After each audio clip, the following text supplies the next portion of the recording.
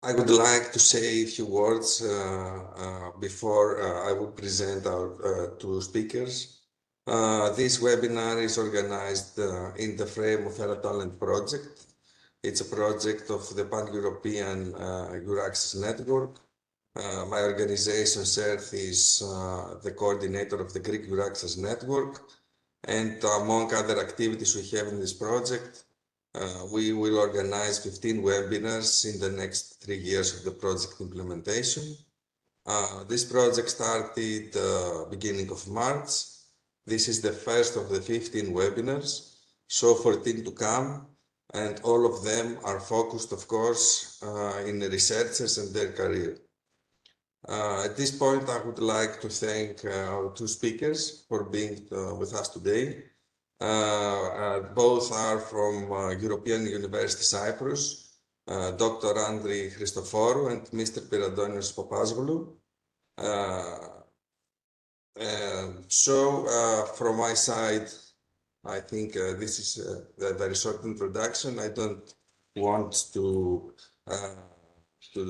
take more time, and I would like to give the floor to Dr. Andri Christoforou for the first presentation to present, which is head of research, if I'm correct, in the university, and also the head of the EURAXESS Service Center in the university, to start the first presentation related to the service center of EURAXESS there, and also the expression of interest they have for postdoctoral fellows in the university. Please, Dr. Christoforou, the floor is yours. Thank you very much, Dr. Tsiligeridis. First of all, I sincerely apologize because I realized a couple of minutes ago that the camera on my laptop is not working. So I'm really sorry about this. But in any case, I won't take long. We just want to thank you as the European University Cyprus Research Office and EURAXESS Service Center for having us. I will briefly share just two informational material. You can see it, right? It's opening, but yeah, now it's... Okay, so basically here you can see that although we were established as an educational institution in '61, that was just 1 year after Cyprus independence, and we are operating as a private university since 2007, when the law in Cyprus allowed for the creation of private universities. We joined EURAXESS in 2022. Our research areas are computer science and engineering, social sciences, risk and decision sciences, I will explain in a while in more detail, health and biomedical sciences, medicine, and law. If you want to get in touch with us for any advice or service in terms of anything really related to research careers, you can contact me or Mr. Papazoglou, who is acting as the coordinator of the EURAXESS Service Center here at the university. You can see here the services we provide.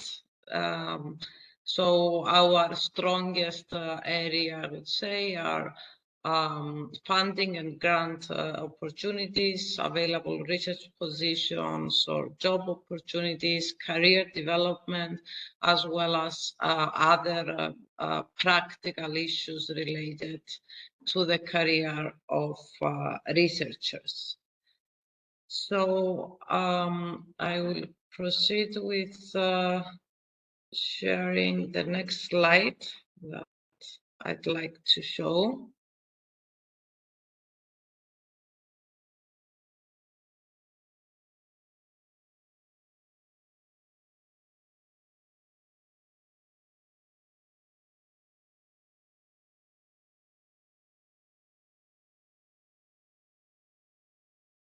Okay, so very quickly, my colleague here, Mr. Papazoglou, he will explain in a bit, has served many years as the national contact point of Cyprus for Marie Curie Postdoctoral Fellowships. So based on his experience, not only welcome applications as a university for interested parties that would like to join our research teams, but also we provide customized support for proposal preparation and also pre-screening of your mature drafts. So at the right, you can see our research-focused centers in case any of your research interests coincide with this. We have two centers of excellence at the university. The first one and the oldest one is CERIDES, the Center of Excellence in Innovation and Technology, focusing mainly on safety, disaster prevention, reduction, civil protection, risk assessment management, and climate crisis. And the other one is CERIDES, it's a Center of Excellence in Social Sciences, Arts, and Humanities. You can see here the different areas. We have a very strong research center in astrophysics. It's the Aristarchus Research Center, and it also deals with big data, complex network science, as well as machine learning. We also have a very strong team dealing with cancer research, is the BTCRC, Basic and Translational Cancer Research Center. We have the Cyber EUC, which of course deals with cybersecurity and anything related to that issues, from social rights to education to laws and ethics. And we have the iCommunicate Research Center, which deals with communication disorders, telepractice assessment, standardization, and auditory processing. As you can see on the far right, we already have the HR Excellence in Research Award. So this means this is a recognition by the Commission showing our commitment to create and to maintain a stimulating working environment for our researchers. And you can also see our other accreditations and achievements at this point. If you want to contact us for any reason, I'm sure Mr. Papazoglou will provide again more detailed information. But the general email, it's what you can see on the top, r.office@euc.ac.cy.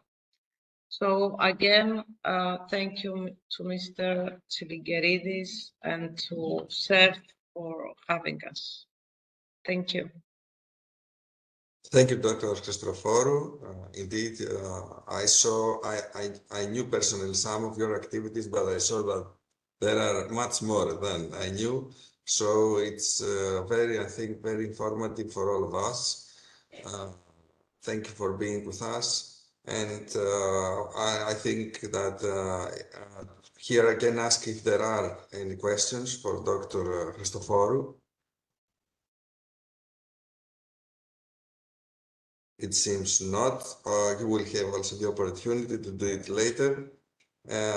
Since there are no questions, we can proceed with our next speaker, Mr. Pierantonios Papazoglou, who is Research and Strategy Manager in CERIDES Center, which already Dr. Christoforou mentioned. Please, Mr. Papazoglou, the floor is yours. Good morning, Achilleas. Good morning to everyone. I've started sharing my screen. I think you can see it or not? Yes, but it's not in full screen. How about now?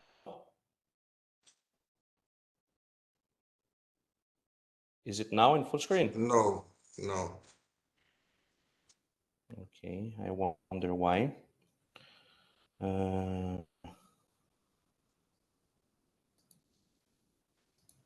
Let me try Achilleas a little bit. Yes.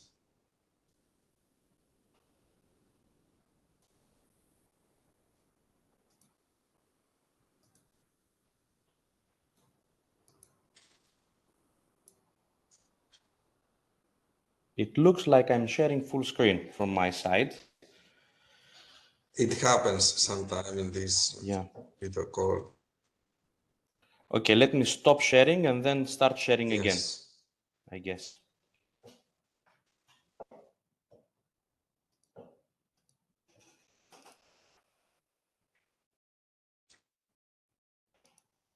You see it now? Not in full screen. Maybe So it's, you see it as application, you see it. Yes, it happens. Maybe it's your settings about screen sharing. This is, Okay. I don't know if you are aware of the setting. Sometimes this changing this fixes the issue. Or perhaps, Pierantonios, if you increase the size of the slides, would that help? Well, it will not help, I think. It will, No. it will still be tiring a little bit. What do you think? Yeah.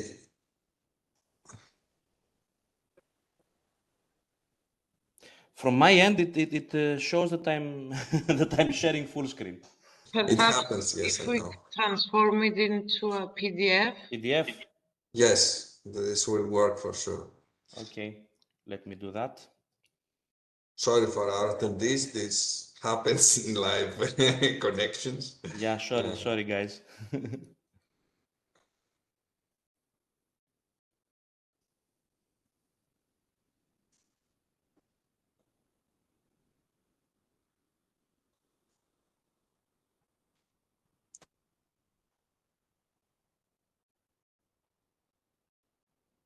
Okay, I've turned it into a PDF.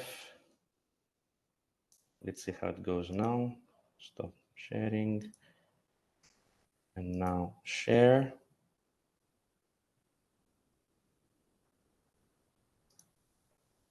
Okay.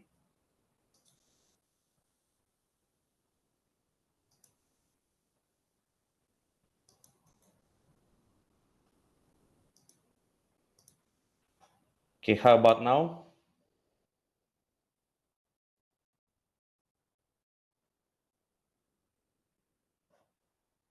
Achillea?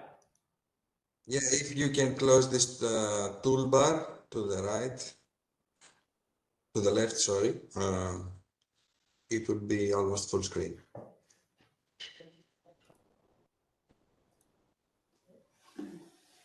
How does it show?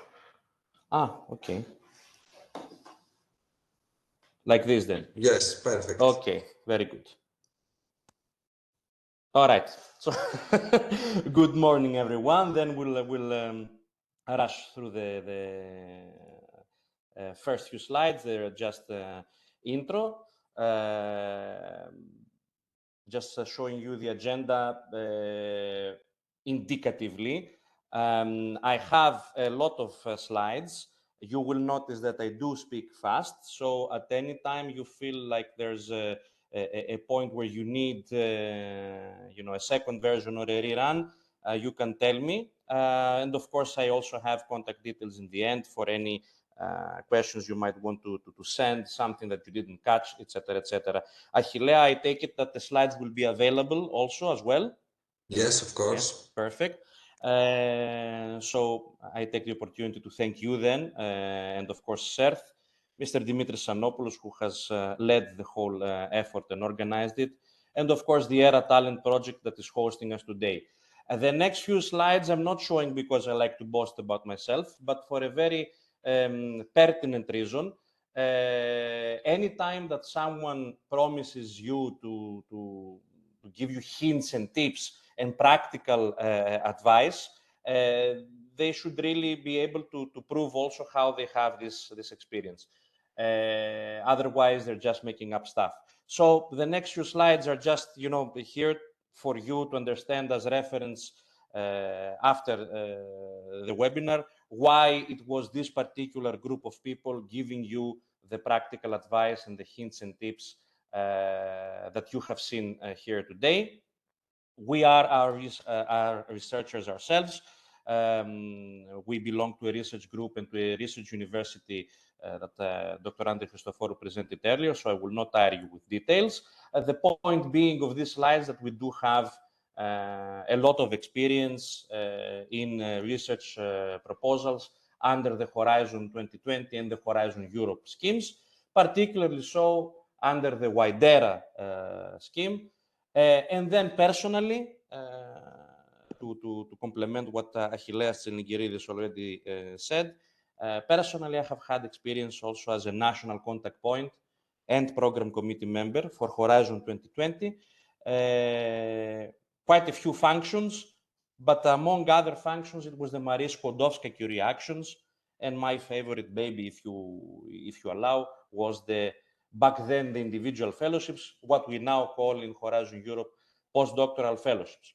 So, but enough about me.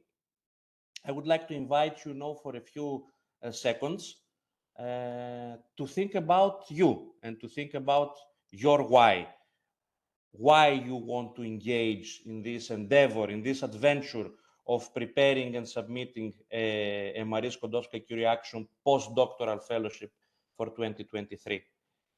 Most of us know our how, and this is the EU funding opportunities. We know our what, and this is our career and our research objectives. We frequently tend to forget our why.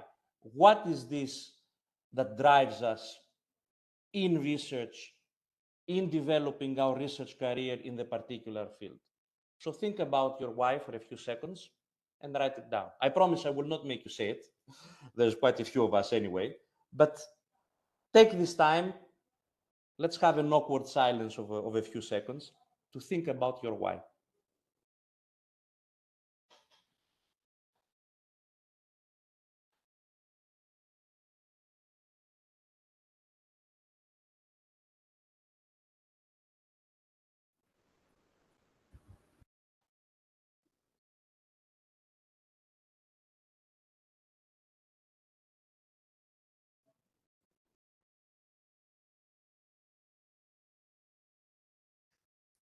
Okay, you will find that it is, in the end, that it is important to remember, especially as scientists and researchers, why we are engaging in all this. What is our driver, our internal driver? It is definitely not the funding. The funding is just a means to do it. So I hope you have remembered a little bit your why. Let's now start going into the meat of the presentation, if you will. This is a presentation about funding opportunities for early stage researchers with a particular showcase to postdoctoral fellowships. But because this is about funding opportunities in general for early stage researchers, I have put together for your reference when you go back to your office after this webinar, a few slides mentioning or pointing signposting, if you will, a few opportunities that are pertinent to researchers at their earliest stages. We usually refer to Marie Skłodowska-Curie actions as the opportunity for early stage researchers. Marie Skłodowska-Curie actions are found under Pillar 1 of Horizon Europe, especially the action that is called postdoctoral fellowships is especially pertinent for young researchers. By young, of course, we don't discriminate in terms of age. By young, we mean young in the career stage, early career stage. So what we call in the EURAXESS in European realm as R1, R2 level researchers. Early postdocs, to put it plainly. More about this to follow later. Also, don't forget that there are other funding opportunities within the European funding realm. One of the most prominent ones being the ERC, the European Research Council. The ERC has, again, like the Marie Skłodowska-Curie actions, there are different actions, but the postdoctoral fellowships one is the more pertinent. Also here in the ERC funding scheme, we have various sub-programs, if you want to call them. The more pertinent one to earlier stage researchers is the ERC Starting Grant, very appropriately named as well. Mind you, you need a quite strong profile. Despite the early in your career, you need a quite strong profile in terms of papers, first authorships, etc., etc. But still, I present this as a EU funding opportunity for early stage researchers. Of course, the famous cost actions. Cost actions, to be very blunt, I wouldn't consider them as a funding for hardcore research activities, although there are some research components involved, but I would look at them as an excellent scientific networking opportunity.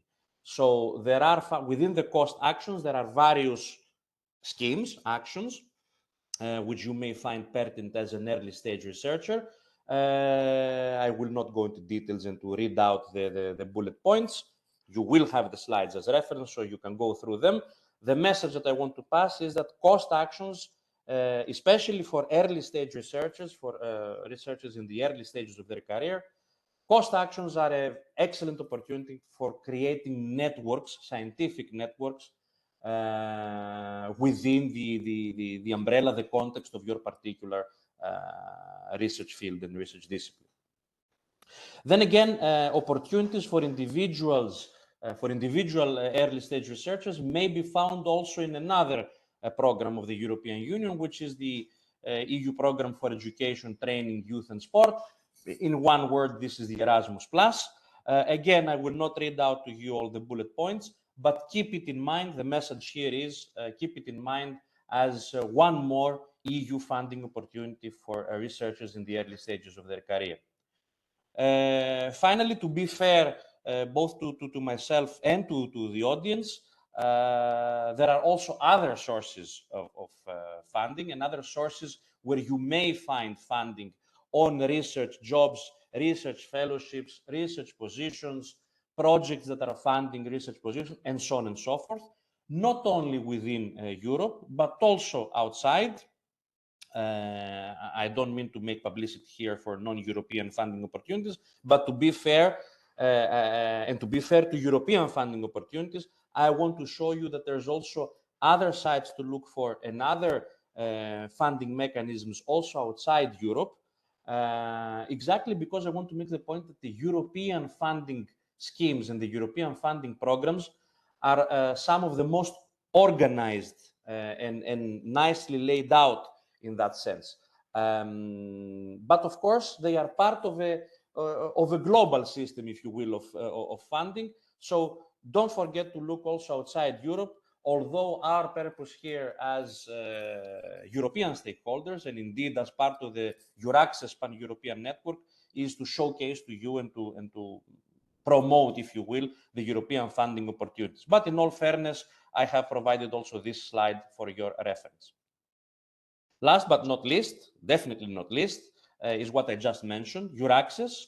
When a researcher, especially an early stage researcher, is interested in finding the next steps of his or her career, inevitably, our suggestion is EURAXESS. EURAXESS is a pan-European network of universities, research centers, and other sort of offices that exactly fosters the mobility of researchers within the European research area, supports it through practical advice and practical support, fosters it through providing also information about funding opportunities, research jobs, and research careers. So for you, for an audience of early stage researchers, definitely a place to look for jobs, opportunities, fellowships, funding, etc., etc.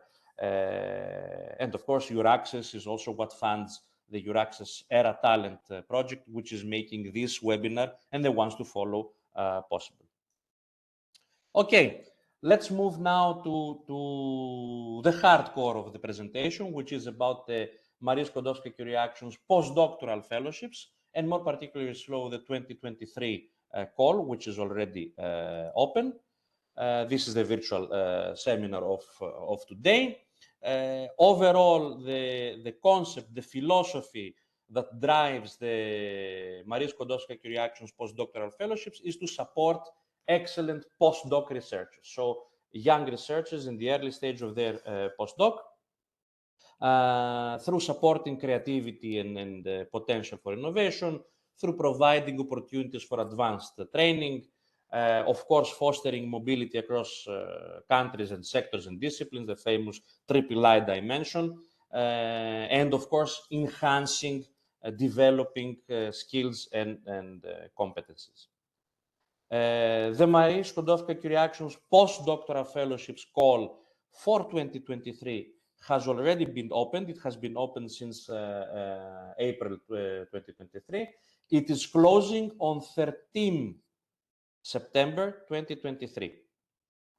This is the deadline for this year, so keep that in mind for the postdoctoral fellowships of 2023. What we will present in the next slides is basically aiming at giving a comprehensive understanding of the content of the call and the rules. I will not read out bullet points. I will provide you a lot of URLs, a lot of links, so that you later in your office at home, when you are studying and organizing yourselves to prepare for the postdoctoral fellowship application, you will find it in an easy, in a quick and easy way. So my point will not be to read out things that you can find later and read out yourself, but rather to show you, to point out where to find them, and then to say a few words of explanation. Especially in the second part of the presentation, I will also try to present a little bit the reviewer's mindset. Why? Because it is important for the proposal writing that you will be performing. It is important for you to understand how the reviewers, the evaluators, will be looking at things. It makes sense. I don't need to explain why. I will also try to decipher, and I purposely use the verb, I will try to decipher some of the expected content. Why? Because most of the policy documents, most of the documents really, and the templates that are out there and that are provided by the Commission and the official sources are written in what I like to call Brussels English. So I will try to decipher some of the things in human English, so that we will try to make things a little bit easier, especially for early stage researchers who have less experience in reading out the jargon, the language, if you will, of the European documents. And then we will give some hints and tips for survival through this adventure, and it is an adventure that you are engaging in to write a postdoctoral fellowship proposal. Again, you will find that some or most of these hints and tips are not, ancient wisdom, but the usefulness for you will be that you will have them all in one place, in one presentation, and that they will be sense-making for vis-a-vis the postdoctoral fellowships that you will be preparing. Okay, some truths to realize as an applicant before you engage in the Postdoctoral Fellowships 2023 proposal writing adventure. The proposal is not a paper or an article for a journal.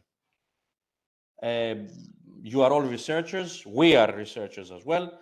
We realize it is a lot of work to present your scientific output, your scientific research, and to publish it. Well, the proposal, especially the postdoctoral fellowships proposal for Marie Skłodowska reactions, is not only that, but it is that plus given with a lens or through a pitch, a marketing sales pitch, if you will, of your research and of your career development through the fellowship. So you need to present your scientific research excellence, but also vis-a-vis how your career will be developed, how your skills and capabilities will be enhanced, what training you will do, why the host institution that you're going to is the best, etc., etc., etc., to receive funding. So you need to convince both for your research and scientific excellence and the value of your particular training as a fellow in the particular institution that you're going to, and how this will foster, will enhance, will boost your career development. Another truth that you have to realize is that the European Commission has been doing this for quite a few framework programs. Horizon Europe is the 9th framework program. Meaning what? Meaning that there are particular policy backgrounds, particular policy mandates. Even more so, there's a particular language and jargon that all the documents use. There are structures, processes. You need to take them into account, and you cannot be thinking what you would wish to have. I give you an example. Oh, this template is too rigid. They should have. This is the template. This is it. Follow it. If you don't like it, don't apply. They are not the ones forcing you to apply. They are the ones providing the call, the funding opportunity, providing the structure, providing the process, providing the templates. Follow it if you want to submit a proper proposal. The philosophy, not only of postdoctoral fellowships, of the entire Horizon Europe, is competitive calls and not subsidies. So we should not be thinking that, okay, I fill in, the template as is, I hand it in, someone checks it, and I receive funding. No, it is competitive, in fact, highly competitive, but this is also why it is prestigious. The European Commission publishes the call, but the proposal is evaluated by external experts evaluators, so scientists, researchers like you and me, and therefore you need both audiences. What do I mean by that? I'm making a circle to take you back to the beginning, where it is not only a paper, it is not only about your scientific excellence, it is, but also try to showcase how you address all those nice policy documents and policy backgrounds of career development, of European research area, of mobility, of skills enhancement, etc., etc. You need to showcase European added value. You need, through your particular scientific excellence and research excellence, through your particular career as a fellow and the development of it through the proposal, you also need to showcase how this is of European added value, how this has transnationality, replicability, transferability. Especially within Horizon Europe, you also need to touch and showcase, rather, how your career development as a fellow, your training as a fellow, and your proposal, your research, your science as a fellow, how it contributes to the EU Green Deal priorities, how it contributes to the EU Green Transition priorities, how overall you align also to the various EU missions. Postdoctoral fellowships are bottom-up, so any discipline is okay. This is why you need to showcase European added value in your pertinent EU mission, your pertinent focus area.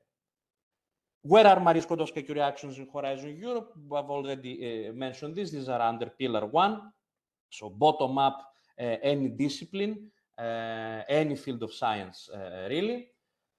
What are they about, Marie Skłodowska reactions, and more particularly the PF, the postdoctoral fellowship? The key features of these are words that I've mentioned previously, and you will hear me mention quite frequently during the presentation: training, skills, career development, mobility, the triple I dimension, internationality, intersectorality, interdisciplinarity, excellence in the research, participation where possible and as much as possible of the non-academic sector, thus promoting the business-academia collaborations.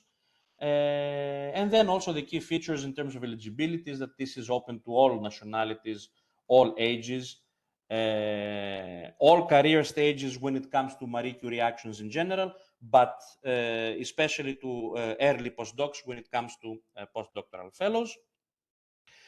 A very important point, also stressed out by Dr. Andri Christoforou in the previous slides, Marie Skłodowska reactions, and especially the postdoctoral fellowship scheme, they promote attractive working and employment conditions for researchers. Of course, with particular attention to equality of opportunities. But these attractive working and employment conditions is not to be easily disregarded. In fact, you should showcase also your particular host institution for your proposal, how they provide attractive working and employment conditions for you and for the development of your career. The policy background, without reading through all the bullet points, but the policy background of the Marie Skłodowska actions is based on the triple I dimension, as I mentioned, on the European research area, on the agenda for skills and jobs, on the modernization of higher education, and so on and so forth. This particular slide is an oldie, but I purposely put it there. It comes from end of FP7, beginning of Horizon 2020, but it is to show you that the words that I'm saying, European research area, new skills and jobs, mobility of youth, mobility of science, modernization of higher education, these are policy documents, policy concepts for the European Union for quite a while.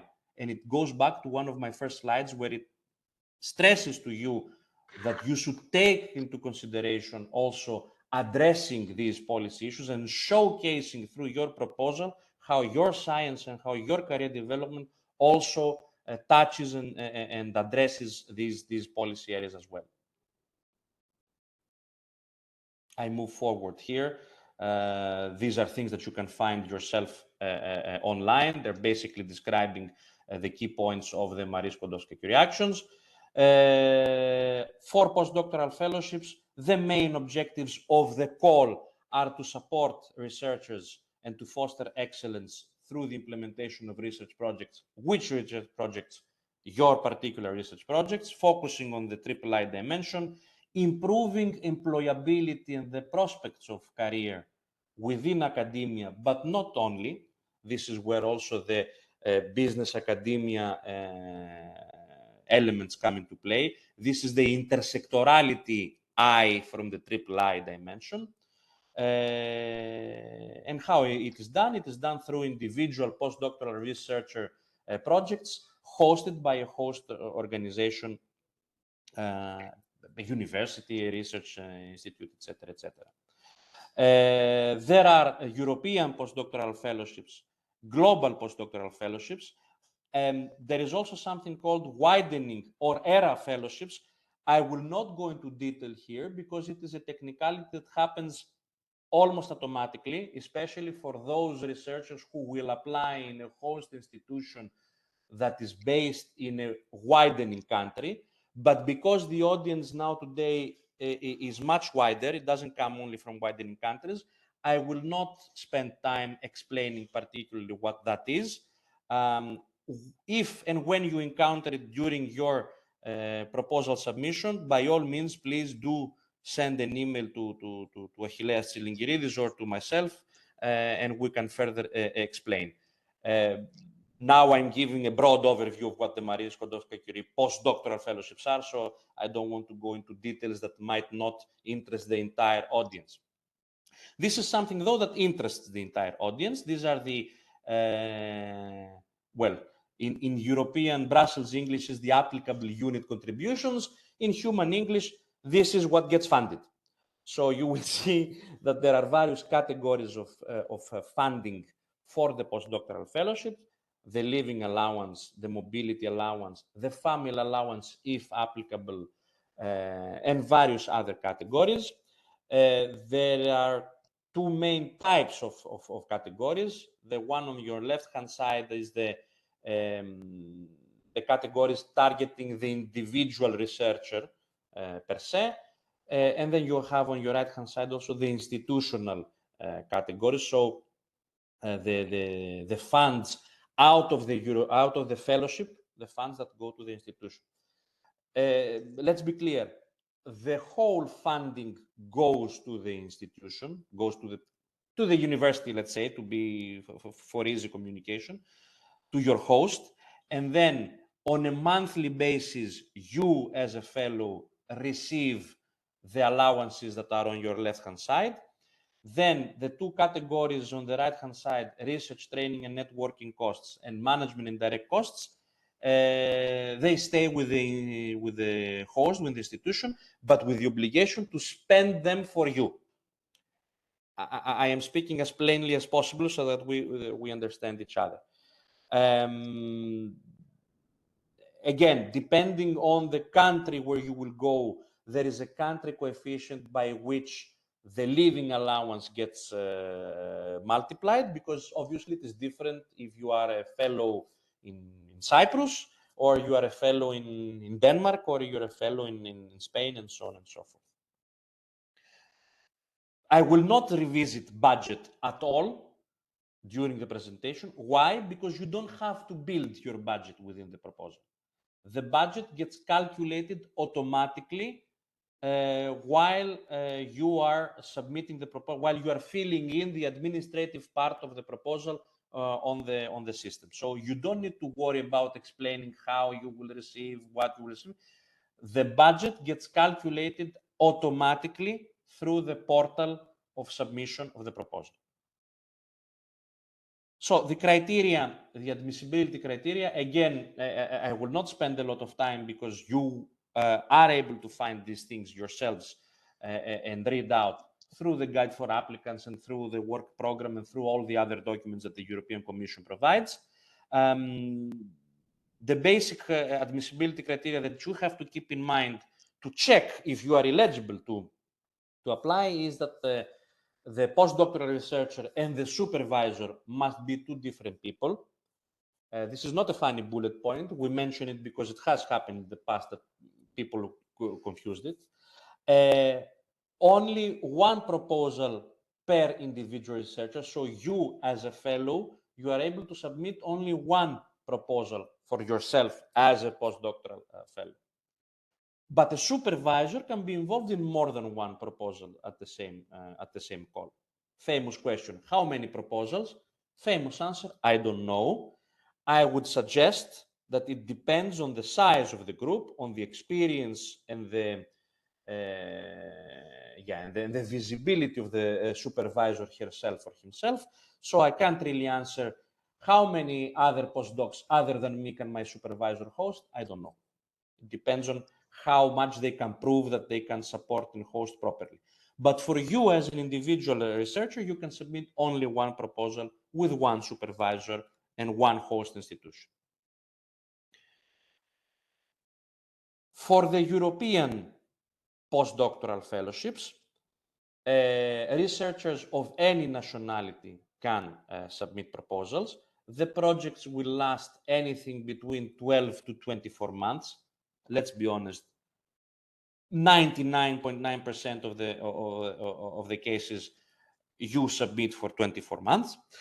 In terms of the mobility criterion, the researcher, the applicant, must not have resided, must not have lived or carried out her main activity for more than 12 months in the past 3 years immediately prior to the call deadline in the country of interest. So let me give you an example in human English to explain this Brussels English criterion. It means that if I want to to come as an individual researcher with a postdoctoral fellowship at European University Cyprus, it means that on the 13th of September 2023, and 3 years back, in this 3-year period, I cannot have lived and worked in Cyprus for more than 12 months.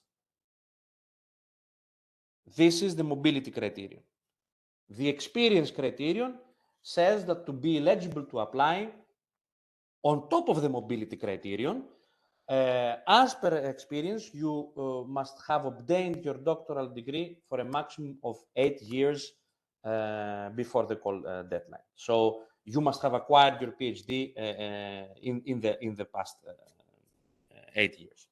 There are various modalities, various reasons by which this can be extended. You see them there in the bullet points. You see them in the guide for applicants, so there's no need for me to say more. Who is the host here? The host is a single legal entity, a university, a research institute, etc., etc., etc., that is based in a European Union member state, so MS stands for member state, or a Horizon Europe associate country, AC. Associated countries, because there are many, several, and I cannot say them all. I will miss out something and then it will not be politically correct, but you can find the list of associated countries to Horizon Europe, again, in the work program and the guide for applicants, so no need for me to say more. For the global postdoctoral fellowships, the proposals, the projects can be of duration from 24 up to 36 months, but within these you have an outgoing phase of minimum 12 and maximum 24 months in a third country, in a TC. Third countries are not third world countries. They are countries outside Europe. Usual example, the United States, Canada, Brazil, Japan, etc., etc. Sorry for forgetting some, but these are third countries to which you can have the outgoing phase, hence the word outgoing. Outgoing from where? Outgoing from Europe. But then you have a mandatory, a compulsory return phase to Europe of 12 months. This is how you have the overall duration of 24 to 36 months. Why? Because you have a going out phase to a third country from 12 to 24 months, and then a compulsory return of 12 months in Europe. In Europe, meaning where? Again, in a member state or an associated country. The nationality of researchers here can be nationals or long-term residents of member states or associate countries. Again, you have a mobility rule here, but the mobility rule here is measured for the third country. So you must not have lived or worked in the third country where you aim to take your outgoing phase. A human English example. I am a researcher here in Cyprus. I wish to have a global postdoctoral fellowship.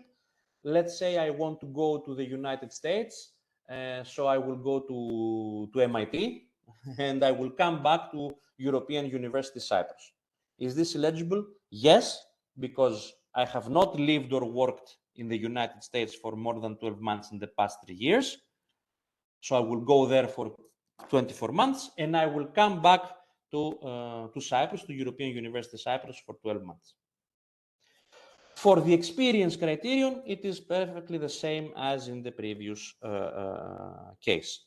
Here you need a host organization, which is again a legal entity in a member state or an associate country, but you also need an associated partner, which is the entity, your host in the third country, the university, etc., in the third country. In the example that I gave, my host organization would be European University Cyprus in Cyprus, so a member state, and I chose MIT, I think, so MIT would be my associated partner in the third country, which in this case would be the United States. The ERA postdoctoral fellowships is what I said. I will not go into details because not all of you in the audience come from or will have postdoctoral fellowships in widening countries. If you are wondering which are the widening countries, I have a URL there. You see next to the red tick. Again, I will not stay here. Secondments versus placements. Within the postdoctoral fellowships, you are allowed to have secondments and/or placements. Secondments, especially where you are having contribution from another sector, so from the non-academic sector in most of the cases. For the European fellowships and the global fellowships, there are slight differences. And also there are slight differences on the modality in which you choose to engage another sector. Remember the triple I dimension, one of the I's is intersectorality.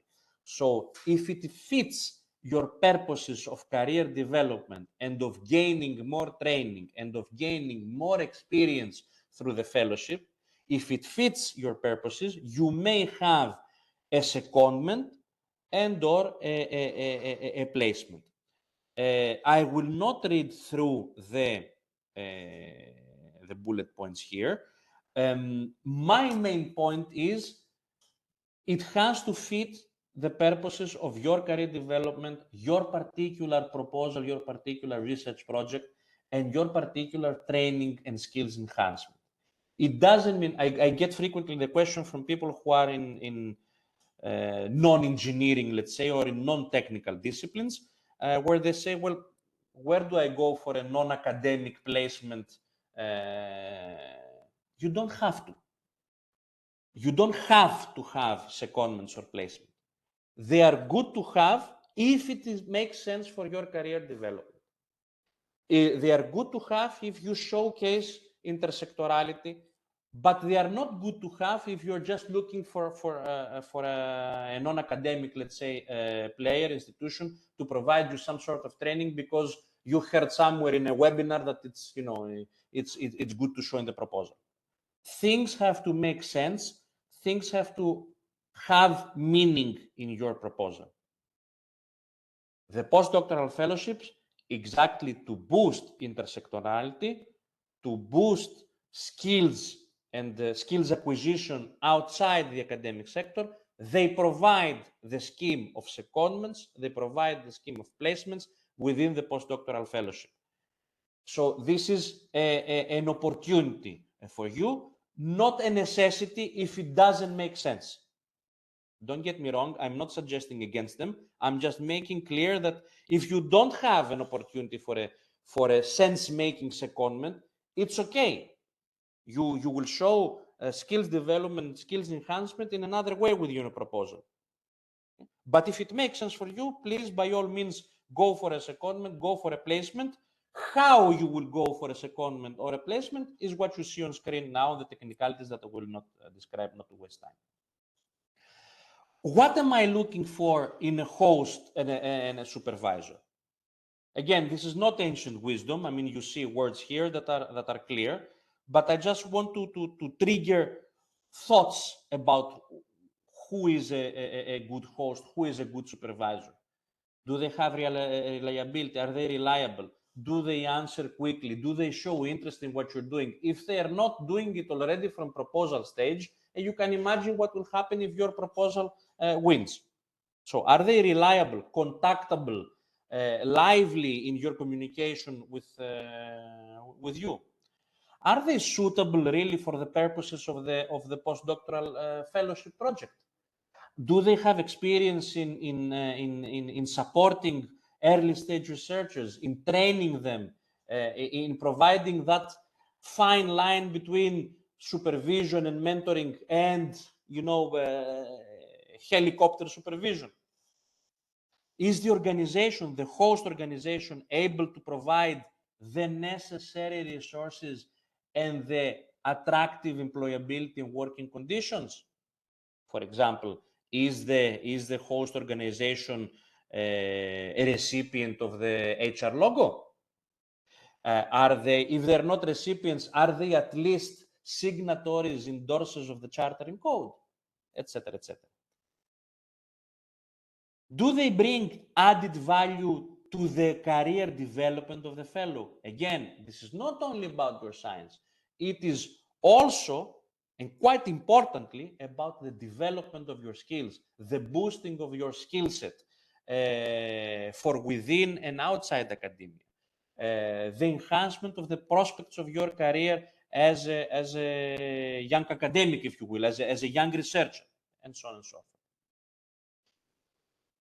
A good match between host, supervisor, and fellow would have the following parameters. Again, not necessarily ancient wisdom, but I'm trying to trigger you to think if your proposal has these elements. Do you have an experienced supervisor? Scientists with track record involved? Are there the relevant expertise and skills in the supervisor and the host organization to provide you the relevant expertise and skills as a fellow? Are there good infrastructures and resources provided by the host institution? Does the whole team, including yourself, give gender balance aspects? Do you have multidisciplinarity and complementarity in the team that is hosting? Yes, is there a question? Achillea, shall I go on? I heard an intervention. Yes, it seems that someone has his microphone on. Okay, I will. Please mute I will yourselves. continue. Yeah, it would be nice if you have your mics off. If you wish to interrupt me, then bring your mic on and pose the question. So I was saying, does the team that is going to host you provide multidisciplinary, interdisciplinary aspects to the subject of the proposal and to your career development? Is there commitment for the career development of you as a fellow within the particular team that you are going to propose for your postdoctoral fellowship? Overall, is there contribution to the triple I dimension that I explained and to the quintuple helix? Where should you look for hosts, supervisors, and vice versa? If you are a prospective supervisor and a prospective host, where should you look for fellows? Well, let's be honest. The first modalities, the first means that we use when we try to work together for a new proposal are definitely contacts with reliable people and institutions with whom we have worked before, where in other scientific research endeavors, in other projects, other committees, other working groups, etc., previous collaborations in other EU or other projects, and so on and so forth. This is natural. This is human nature. I'm not mentioning something new. So by all means, yes, look for prospective supervisors, look for prospective universities, research institutes, etc., that you wish to have them as hosts. Look for them in your personal contacts, in your personal networks, in your previous personal activities. But mind you that there are also other sources of good, let's say, suggestions, where to find them. The Marie Skłodowska-Curie net, which is the network of national contact points for Marie Skłodowska-Curie actions. MSCA net is something that I will quote very frequently from this point onwards, because this is the project, the network of all the Marie Skłodowska-Curie actions national contact points. Good people, good contacts to have, definitely within your to-dos, to check who is the national contact point of the country where you wish to go to, who is the national contact point of the country where you are now situated for your research, but definitely contact the national contact points through the MSCA net, because they will definitely provide you excellent and experienced advice, even more than what I'm providing you now. I used to be one. That's the introduction that Achilleas Tsilingyeridis made. I used to be a national contact point. There are still, of course, national contact points. They have created a network which is called MSCA net. And on MSCA net, you see the URL here, you will find a lot of useful information for Marie Skłodowska-Curie actions, and indeed for postdoctoral fellowships. And you will find also a lot of useful hints and tips. One of the useful links within MSCA.net is the available openings, which is an additional good source of finding where to go for a postdoctoral fellowship. And this is the URL. Of course, respectively within EURAXESS, and I will not explain again what EURAXESS is, the pan-European network, etc. Respectively, we have hosting offers within EURAXESS, and this is the URL. There are also other good sources for finding prospective hosts and prospective supervisors for your postdoctoral fellowship. You see them on screen. I will not go into details. The two most useful URLs here on this slide are the MSCA.net available openings and the EURAXESS hosting offers. Now, how to submit? Very briefly, and very broadly speaking, I will show you a little bit the single electronic data interchange area, the SEDIA, the portal. And very briefly, in fact, I might even skip through it, I will present to you the how the evaluation is done. These two concepts I present because it is good for you to understand how the submission service of the portal functions, and it is also good for you to understand how the evaluation is done, because then you will write your proposal vis-a-vis these. That's why I will not go into detail. Now, the SEDIA URL you may find as you see it on screen, but even if you Google it, you Google EU portal for submission, EU funding and opportunities, it will show up among the first, if not the first. Now, there are various ways to look for funding opportunities. You can type your keyword. You can select the submission status, those that are open for submission, etc., etc. The one that I find more logical, because it involves a tree diagram, is to go to the How to Participate tab, then to define your programming period. Of course, you should select 2021 to 2027.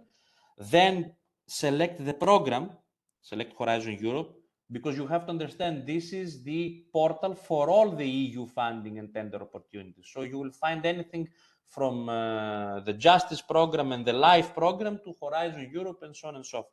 So this is why you should choose the programming period, but you should also choose the Horizon Europe framework program. Then you select the work program and call documents. You notice whenever I see Brussels English words, my voice changes. So work program and call documents are Brussels English words. These are documents that are extremely useful to you. Select the 2023-2024 option. And then if you scroll down, you select the Marie Skłodowska-Curie Actions one. So then now you have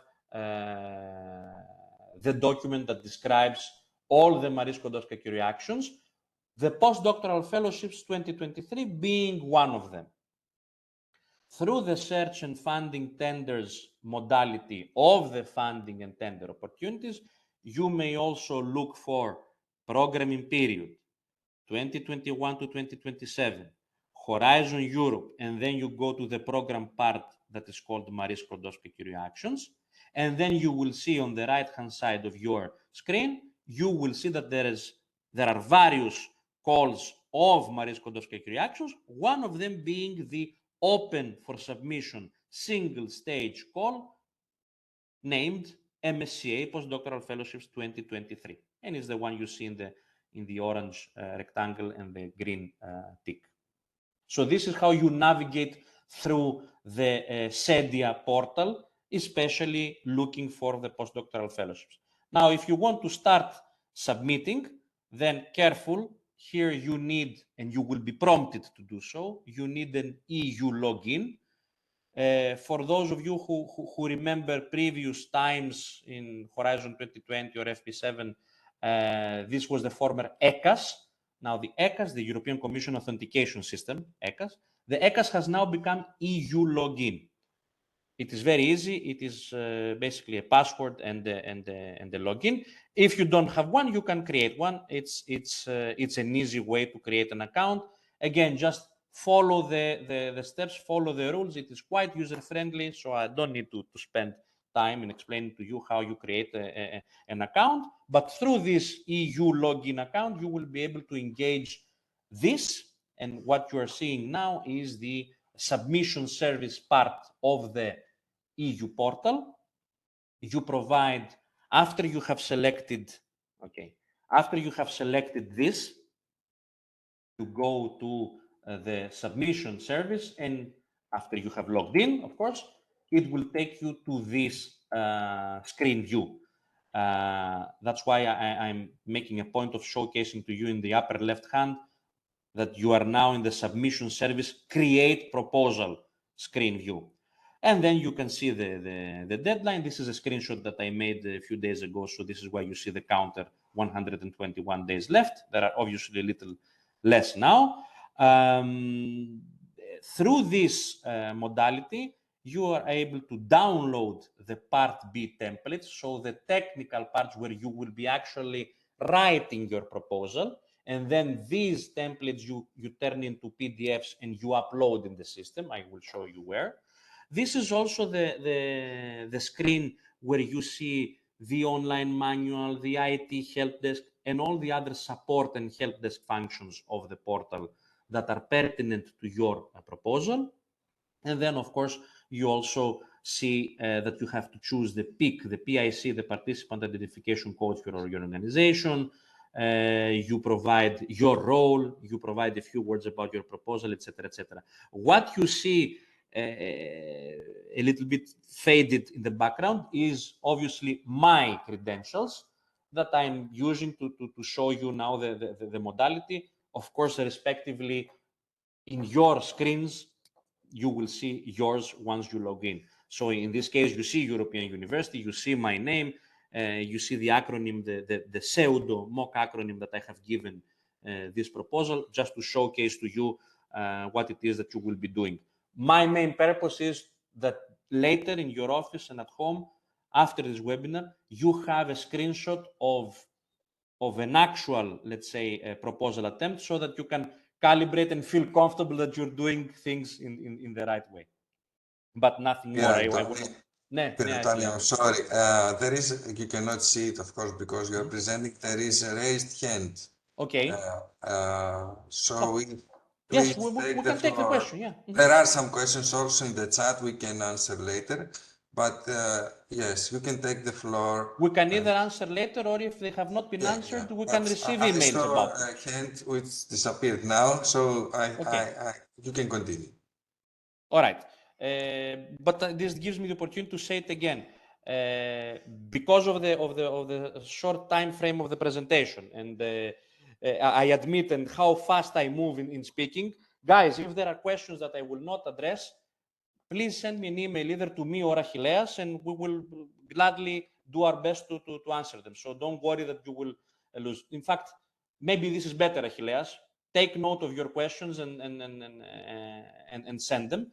But by all means, interrupt me if it's something burning and something pertinent on the particular slide that I'm showing. Achilleas, this is okay with you, right? Yes, perfect. Yes. Okay, we can provide our emails at the end in the chat, so they can definitely. contact us I mean, also. But you can see the questions after your presentation that are already in the chat, and yeah. No problem, and definitely. I mean, this the ERA Talent project and EURAXESS, and of course we as a EURAXESS Service Center, we are performing this today and the following webinars exactly for this purpose. So to solve as many of your questions as possible to the best of our capability. So don't worry, you can easily send the email to both Achilleas and myself, and we'll do our best to answer. Anyway, so moving on, within the submission service, I wanted to show you also this screenshot, because this is the part where you are able to edit the administrative forms, the so-called Part A of the proposal, and then this is also the place where you upload the Part B. What is Part B? Is the templates that you have downloaded, and it is basically where you write your proposal according to the template that you will see later. Don't forget to frequently validate the submission process, and of course be very sure when you hit the submit button. Like I said, it is a user-friendly overall process and portal. It is quite error-proof, but I mean, you understand this is a proposal, so be careful about what you're doing and how you're doing it. Don't worry about making mistakes. Nothing is unsolvable, but of course, be early in whatever you're doing, because if you do things at the last minute, 13 September is the deadline. If you do things on the 12th of September, understandably, if something goes wrong, chances are that it will stay wrong during that period of time. So start early. You're already starting early, and I congratulate you, because participating in May in this webinar already shows that you are quite proactive. So stay that way, work through the next few months, and I hope that the slides that you are seeing are useful to you for calibrating your own attempt, your own efforts. Okay, very, very briefly about the evaluation. What you are seeing now on the screen is very broadly presented. It doesn't take place 100% exactly like this, but this is made for you as a showcase to understand the core of the evaluation philosophy, not necessarily stepwise how it's done. So forget about what is written on screen. Just pay attention for a couple of minutes to what I will say. So broadly speaking, when you submit your proposal in the part A, so the administrative forms, you will be called to define keywords and to define an abstract for the content of your proposal. With those keywords that define the subject matter and with the abstract, broadly speaking, but through the keywords that you provide, the descriptors as they call it, and the abstract, this helps the system to select evaluators, pertinent, relevant evaluators for your proposal. How they do this matching? Because respectively, there is a pool of evaluators, big parenthesis. If you don't have your CV uploaded in the potential pool of evaluators, please go and do so. You will find it through the European portal. There is a tab called Experts. Go and upload your CV, especially if you are a PhD holder, because this is the best school and the best webinar that you will ever participate in. If you are called to be an evaluator for proposal, you will know things inside out. I close the parenthesis. So back to the point. There is a pool of evaluators, so a pool of CVs, bluntly putting it, where evaluators have also defined their own keywords of expertise, what they are able to evaluate, what they are not able to evaluate, etc., etc. So your keywords and your abstract of your proposal with keywords from CVs of evaluators get matched to come up with a trio, again, broadly speaking, of potential evaluators for your proposal. Now, within this triad, within this trio, there is a number 1, number 2, and number 3. What do I mean by these designations? There will be always at least one of the evaluators who has 100% match with the content of your proposal. At least one. Then for the others, you might get 2 more who are 100%, but you might get some who are 75%, another who is 50%, etc., etc. At least one is always 100% match with the content of your proposal. Now, why is this useful to you? Because it is in this way that you should write your proposal, especially the scientific part, keeping in mind that there is at least one who is 100% on the proposal, so understands the terms, etc., but there might be others of the 3 that are not 100%. They could be even as low as 50%. So they are They could be experts in the ballpark of the discipline, but not necessarily in the hardcore content of your sub-discipline or your particular subject. Keep that in mind, because the evaluation comes from all three. It is not an average of the scores of what each of the three has said. So don't write only for the 100% specialist.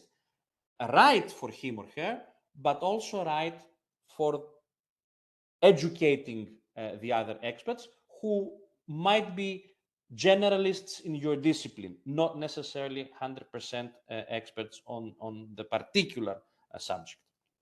This is why I wanted to present also this slide, not to tell you how the evaluation is done, but I wanted to give it to you through the lens, through the point of view of writing your proposal. Okay? What you receive in the end as the evaluation report is the consensus between the three. Again, broadly speaking, there are cases where a fourth comes along, etc., but I don't want to go into details.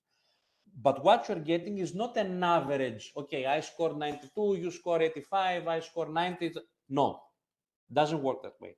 Each of them provides an individual score and individual remarks, comments, but then what you get as the evaluation summary report is the consensus of those three. They actually get together, preferably physically in Brussels.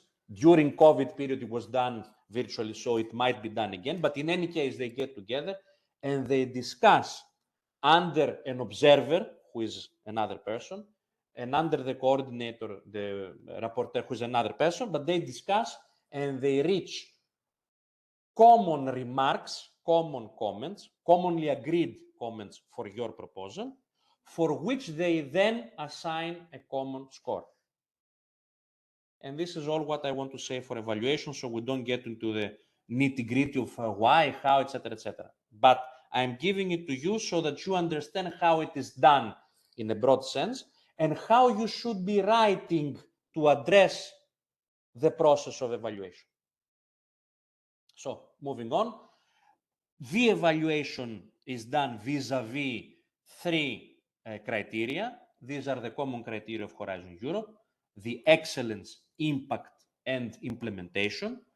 The weighting for each criterion for postdoctoral fellowships is 50% of the score comes from excellence, 30% from impact, 20% from implementation. But please do not get this as a message that you should focus on excellence and leave the rest. No, leave nothing behind. Address everything as best as you can, knowing, of course, that this is 50, 30, 20% of weight, but don't leave out the implementation, don't leave out the impact, don't focus only on the science and excellence. This is, again, how I connect to one of my initial slides. Deal with everything. Now, the scores that are given are between 0 and 5, and in between, usually halves. What does 0 mean? You see it on screen. What does 5 mean? 5 means excellent. The proposal successfully addresses all relevant aspects of the criterion. Any shortcomings are minor. What is good? Good is that the proposal addresses the criterion well, but there are some shortcomings present. So you understand the calibration between the scores. Why do I show this to you? Because later on I will show you some real examples of real evaluations, so that you start understanding how the evaluators score, how they comment. Why will this be useful to you? Because then you see what they liked and how they commented it, what they didn't like and how they commented it, and take it vice versa and implement it in your proposals. So, in postdoctoral fellowships, what does the excellence, impact, and implementation criteria involve? It involves the below. These are things that you can find also in the template of Part B that you can download from the portal as I showed you. So the template is actually sectioned in excellence, impact, implementation, and below excellence you find these 4 sub-criteria, let's say. So section 1.1, 1.2, soundness of the proposed methodology, 1.3 and 1.4. Then under impact, which is section 2, you find 3 subsections, 2.1, 2.2, 2.3, and respectively for implementation. Okay? Now, remember, the postdoctoral fellowships are meant to support the best, most promising individual researchers of any nationality. And to do that, you need to create and put together proposals of high value, considering both the science, but also the impact and implementation parts. So I will give you now, to understand how the reviewers look at things, how they have scored, and more importantly, how they have commented, because this is a take-home message for you to then understand what they liked and how they commented on it. Hint, hint, take those expressions and write them in your proposals. And at the same time, you see what they didn't like and how they commented on it. So if you reverse that, again, you can take it up in your proposals and write in that way. Don't get me wrong, I'm not trying to show you copy and paste easy Brussels English expressions here. I'm trying to show you how things are reviewed so that you also have this mindset, this point of view in selling, sorry for the verb, in proposing your subject and proposing, explaining your career development as a fellow through the particular postdoctoral fellowships proposal. So I remind you the scores. I have the X and Y, the X and the Y, if you will, proposals. Let's see. I give you also the score here so that you see it. But the main point is to see the evaluation summary report that I explained you how it is produced. It comes with strengths and weaknesses for each criterion. So the strengths for this proposal in the excellence criterion was that the research topic is highly relevant for climate and air quality. Okay, this was specific for that proposal. That they found multidisciplinary aspects as well covered. That the methodological approach was very well described. So already you see what are the evaluators valuing. It is what they propose as strengths here. They say that the proposed plan for training is highly appropriate, both scientific and technical skills, and also complementary skills. That the transfer of knowledge, both from the researcher to the host and vice versa, was of high quality. That the supervisor had a high level of expertise in the fields of the project. And that there were also other members of the host institution in the supervisory team, if you will, presenting the fellow with other skills and enhancing further the skills. There was also a secondment in this case, and the evaluators comment that the supervisor at the secondment institute was also of outstanding expertise and international recognition. Appropriate measures for integrating the researcher were included in the proposal. What does this mean? It means that the host showcased here very nicely how the fellow was going to be integrated with attractive working and employability conditions in the particular university. And also there was very good capacity to reach greater professional maturity and independence during the proposed research, along with a well-motivated vision of the future career development.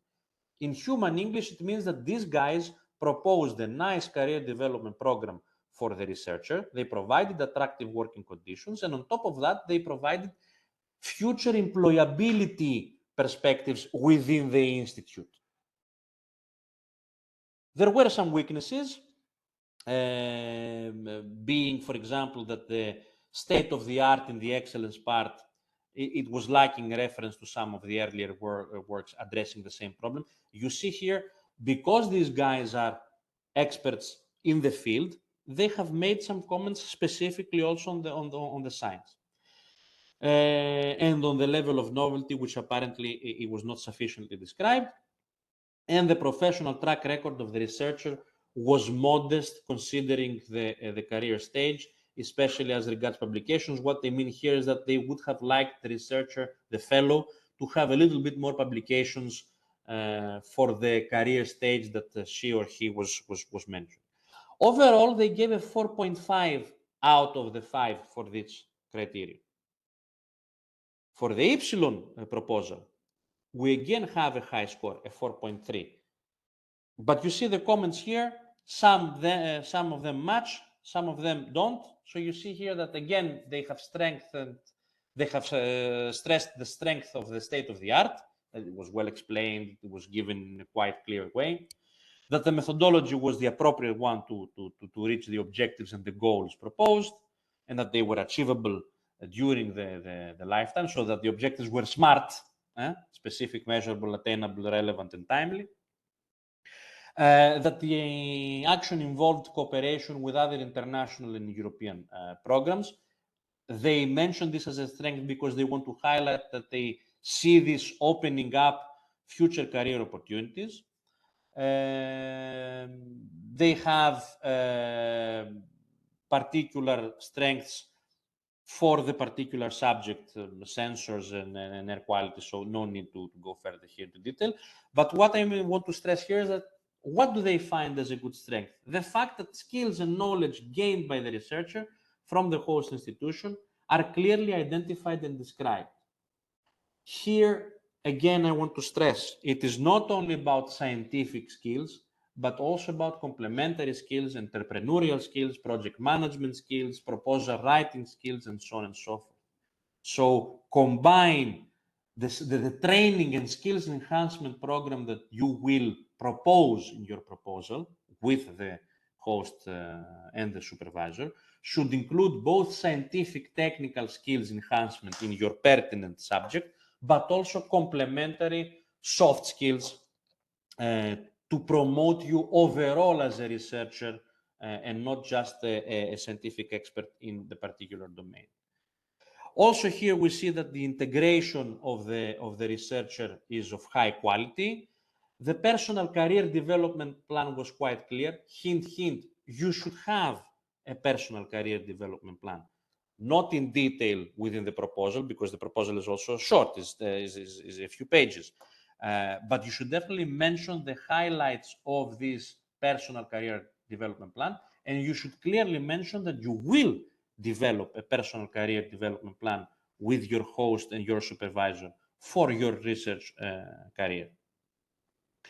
There are a few weaknesses here.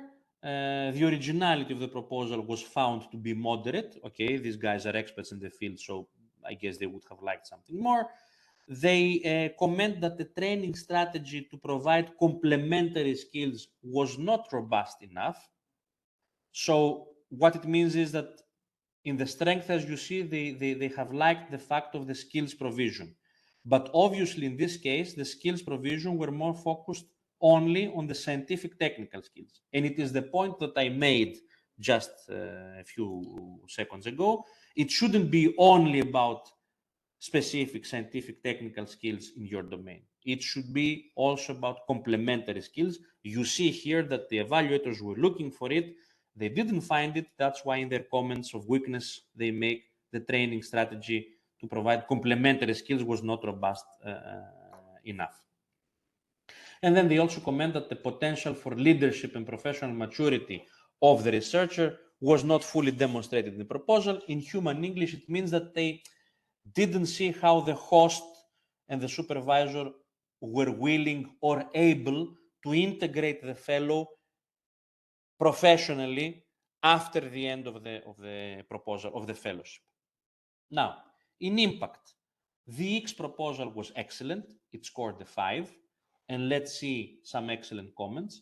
The topic of the project was was beyond any doubt helpful to the researcher for him or her acquiring multidisciplinary skills in areas that are extremely relevant for the good career prospects in the future, full marks. There was a fully realistic consideration to communication strategies and for the career strategy of the researcher after the end of the particular project. There was a very good plan for publications relevant to the stage of the researcher and his or her future prospects. The dissemination, communication, exploitation activities plan was well defined and realistic, and targeting stakeholders from the scientific community and beyond that were pertinent and of high level. And you see that there was also a communication strategy targeting not necessarily the scientific stakeholders, but from the broader civic society, stakeholders, policymakers, and the wide public. So this was also something that the evaluators liked, particularly in the impact section of this proposal, of the X proposal. These are real proposals, by the way, I can't stress it enough. There were no significant weaknesses here, hence the score of 5 to the proposal. Now for the Y proposal, the impact section, here we have more weaknesses. The evaluators gave it a 4. What did they find as significant strength? They liked the fact that the researcher will acquire a considerable set of new scientific and technological skills, but will also have further experience and exposure in managing resources. There was a good interaction with a network of leading scientists within the field of the project, so scientific stakeholders of the proposal. The outcomes were found to be disseminated to the scientific community through a nice way, mainly through publications in peer-reviewed journals, conferences, etc., etc. They also liked that the project's results will be suitable for exploitation, and that some measures for that were also already explained. It means that the proposer here, the applicant, mentioned intellectual property rights management strategies. So if there will be IPR produced, in what way this will be managed by the host, the supervisor, and the fellow. They liked the fact that the dissemination activities were nicely laid out, included in the time frame of the proposal, the famous Gantt chart. They liked also the fact that there were outreach activities carried out targeting not only the strict scientific community of the particular proposal, but also the wider public. But then they also found some weaknesses, as you see. They mention here that the impact of the teaching activities and student mentoring are not sufficiently considered in the future career development. Okay, what does it mean here?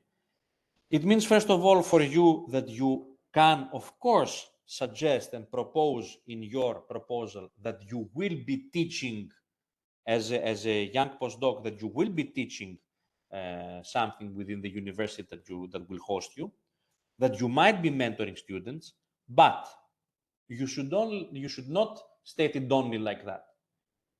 If you're going to teach something, if you're going to mentor students, you should showcase it as an enhancement of your own skill set, meaning that the host, the supervisor, and the proposal is providing you the opportunity to teach and to mentor students exactly to do what? To enhance your teaching skills and your mentoring skills.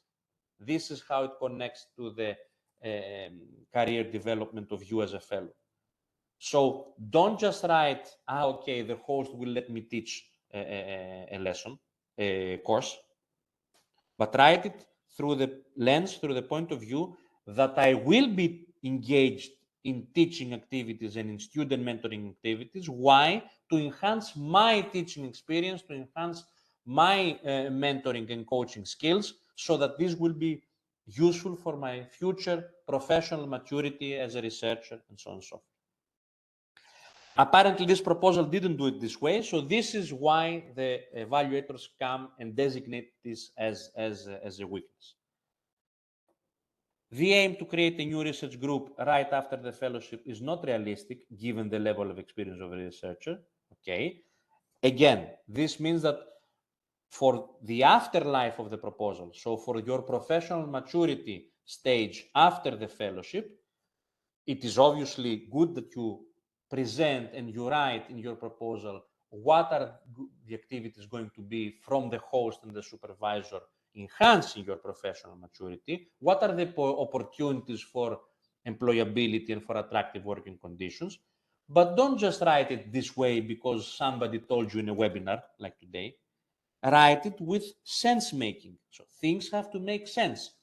If after your proposal, after the project, and after the career enhancement and training and skills enhancement program within this proposal, it is not justified how you will become, for example, a lecturer, and don't just write that you will become a lecturer.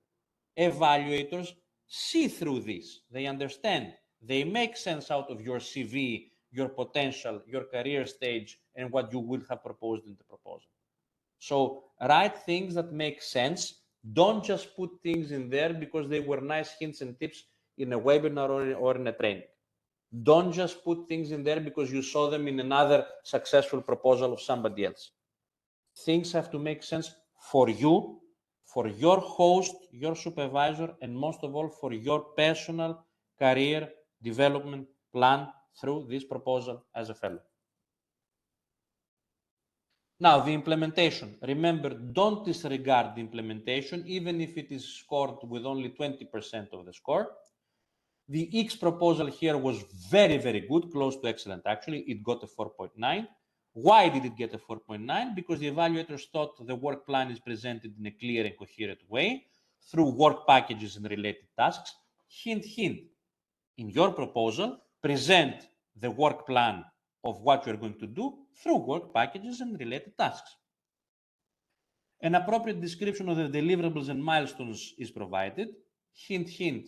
In your proposal, in your work plan, in your implementation section, within the work packages and related tasks, make sure that you describe the deliverables and milestones. This is why I'm presenting you these results here from real examples, so that you get them as take-home messages back home.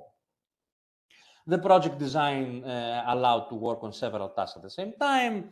The described work plan is highly effective and very well supported by a Gantt chart. Hint, hint, include a nicely laid out Gantt chart.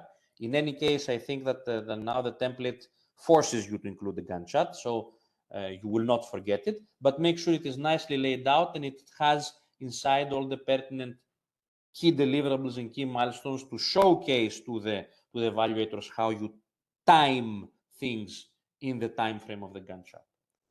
They found also, the evaluators found here that the major risks associated with the proposed research were adequately considered and there were appropriate contingency measures proposed.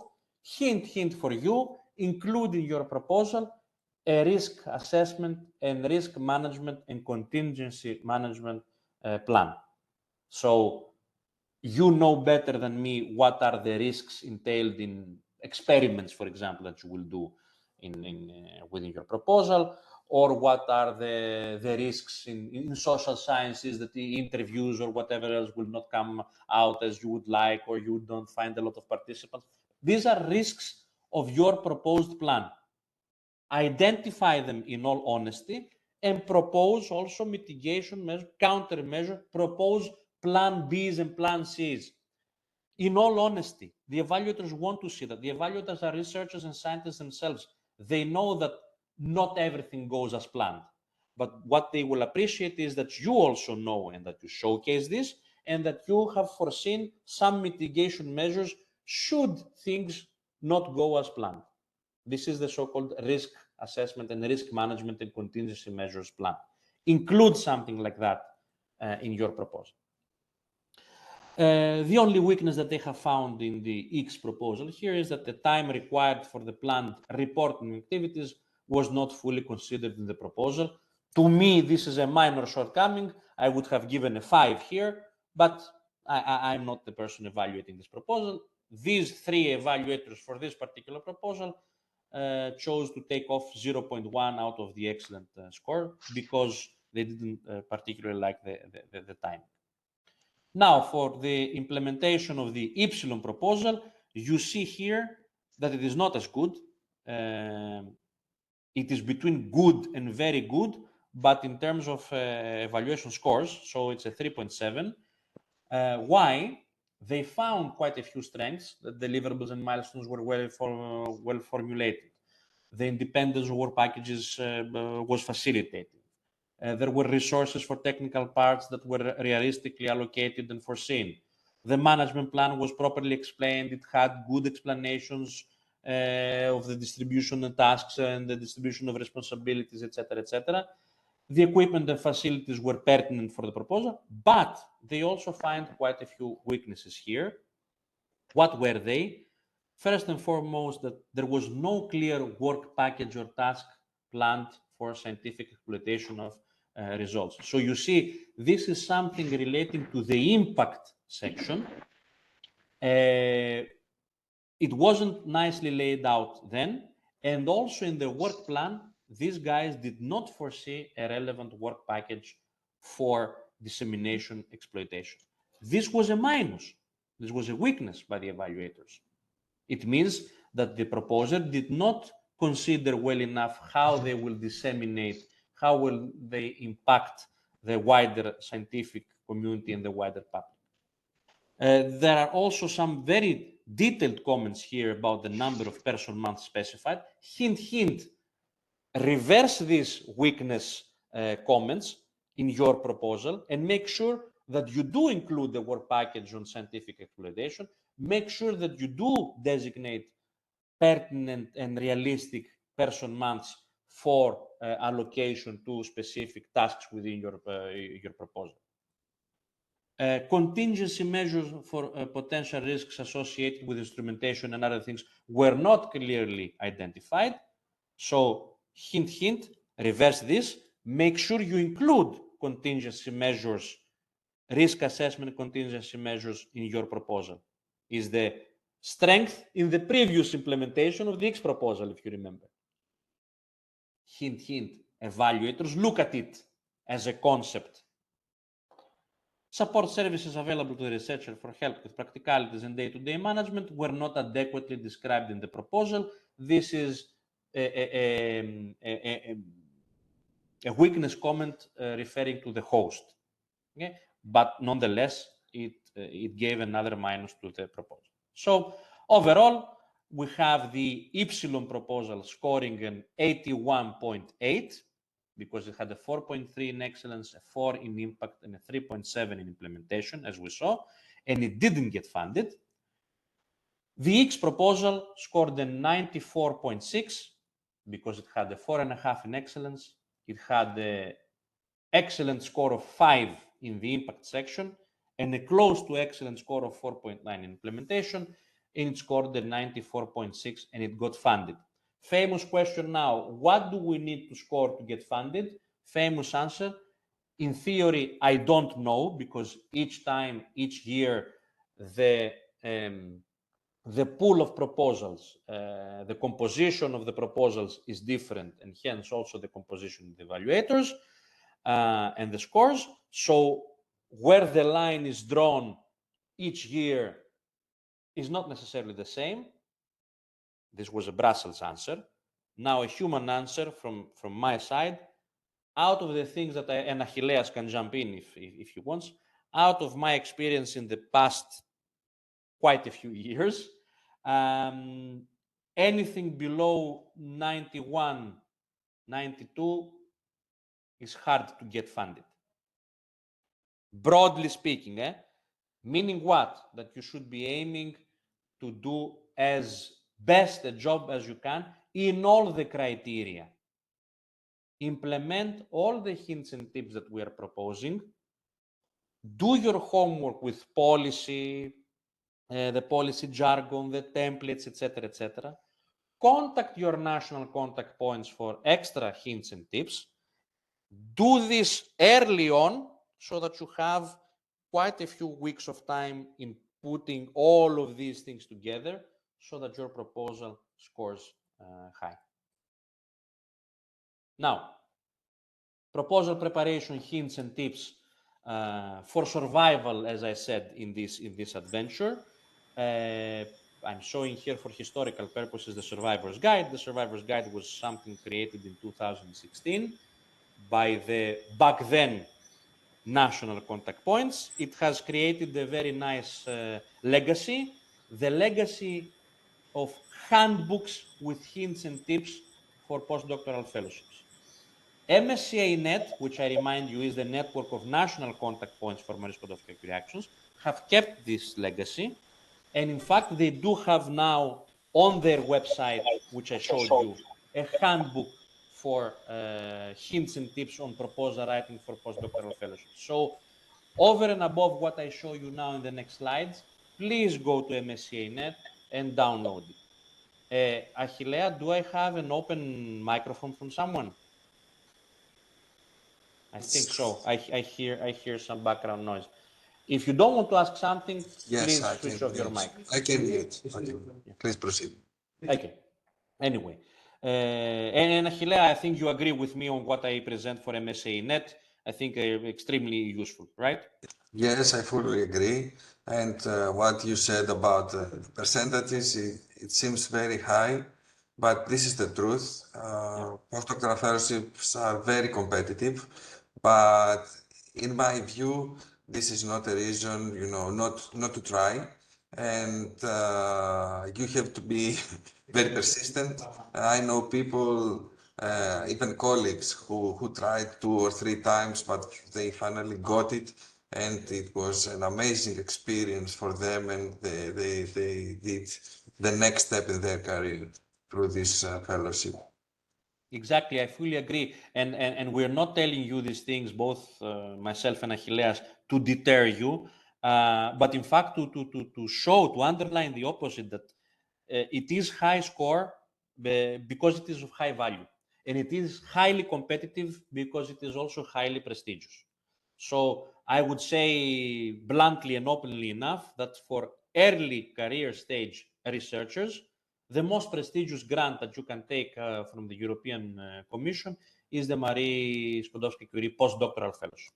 And then, of course, afterwards is the ERC for later on. But for an early stage young postdoc, I think that the Postdoctoral Fellowship is probably the most prestigious individual grant that you can take. So anyway, stressing again here that the network of national contact points provides a lot of useful hints and tips. And in fact, for postdoctoral fellowships, it has a handbook. The handbook started in 2016 through the Survivor's Guide that I present here for historical purposes. But now you can still find this legacy of handbooks on the internet through the MSCA-Net, the network of national contact points for Marie Skłodowska-Curie reactions. Overall useful links and documents for postdoctoral fellowships is the ones that you see now. I placed for your quick and easy reference, I place again the URL of the CEDIA portal. I stress the help desk and support services URL again through the CEDIA. I give to you individually the online manual URL for Horizon Europe. And now 2 very important, to my opinion, URLs, links, are the annotated model grant agreement and the EURAXESS policy library. Now, the annotated model grant agreement, now the current version is the 1st of April 2023 version, is what? Is the grant agreement that you will sign when you win the proposal and it becomes a project. So it is the contract that you sign, that your host signs with the European Commission. But it has annotations in it, meaning what? It has examples and explanations of the articles of the grant. Why is this useful to you for proposal writing?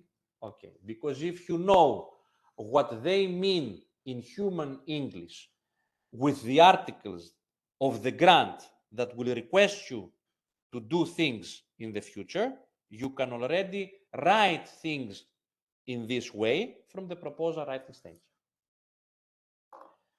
The EURAXESS policy library, extremely useful, according to my opinion. Why? Because if you remember my initial slides where I presented to you the policy background, the policy jargon, etc., well, the EURAXESS policy library has in quite a few web pages and in a structured manner all those useful policy documents, strategies, communications, etc., from the Commission that are relevant to the European research area, to Horizon Europe, to the mobility of researchers, to the support of the mobility of researchers, to Marie Skłodowska-Curie actions, and so on and so forth. So they are all there. The charter and code, the HR logo, attractive working conditions, all these things, the documents for them, the Brussels English documents for them, are nicely laid out in a structured manner in the EURAXESS policy library. Why is this useful to you for proposal writing? Because again, as I said, this is not only about your science and scientific excellence, but it is also about impact and implementation. It is also about showcasing the career development, the skills enhancement, the boosting of the prospects of your professional maturity, and so on and so forth. It is also about addressing not only the scientific excellence of your research, but also all those other policy documents and policy priorities that the European Commission wants to achieve through the postdoctoral fellowships of successful fellows. Other useful links and documents more pertinent to Marie Skłodowska-Curie postdoctoral fellowships.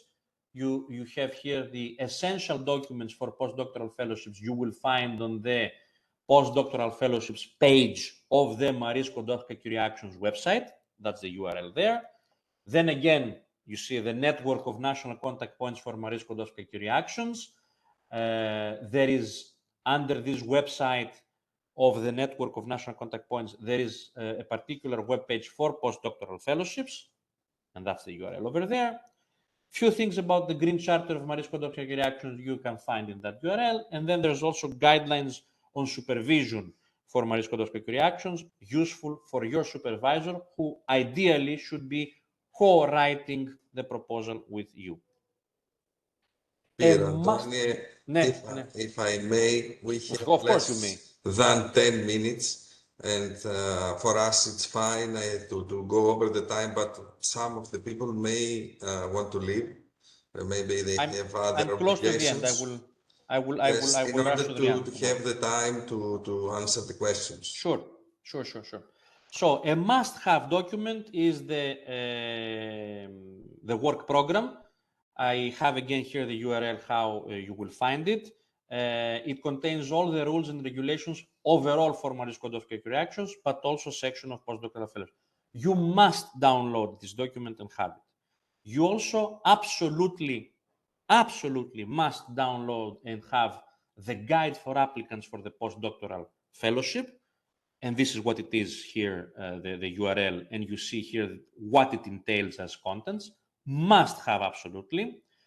And must have absolutely the handbook with hints and tips on postdoctoral fellowships, written by whom? By the national contact points of Marie Skłodowska-Curie Actions. A few days ago, I saw that they still have the 2022 one.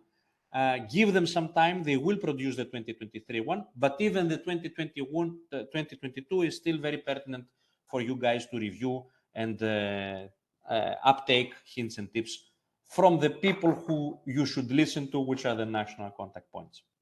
Very briefly, deciphering the expected content.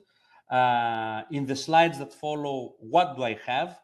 I have on the left-hand side the Brussels English of the template for each of the criterion.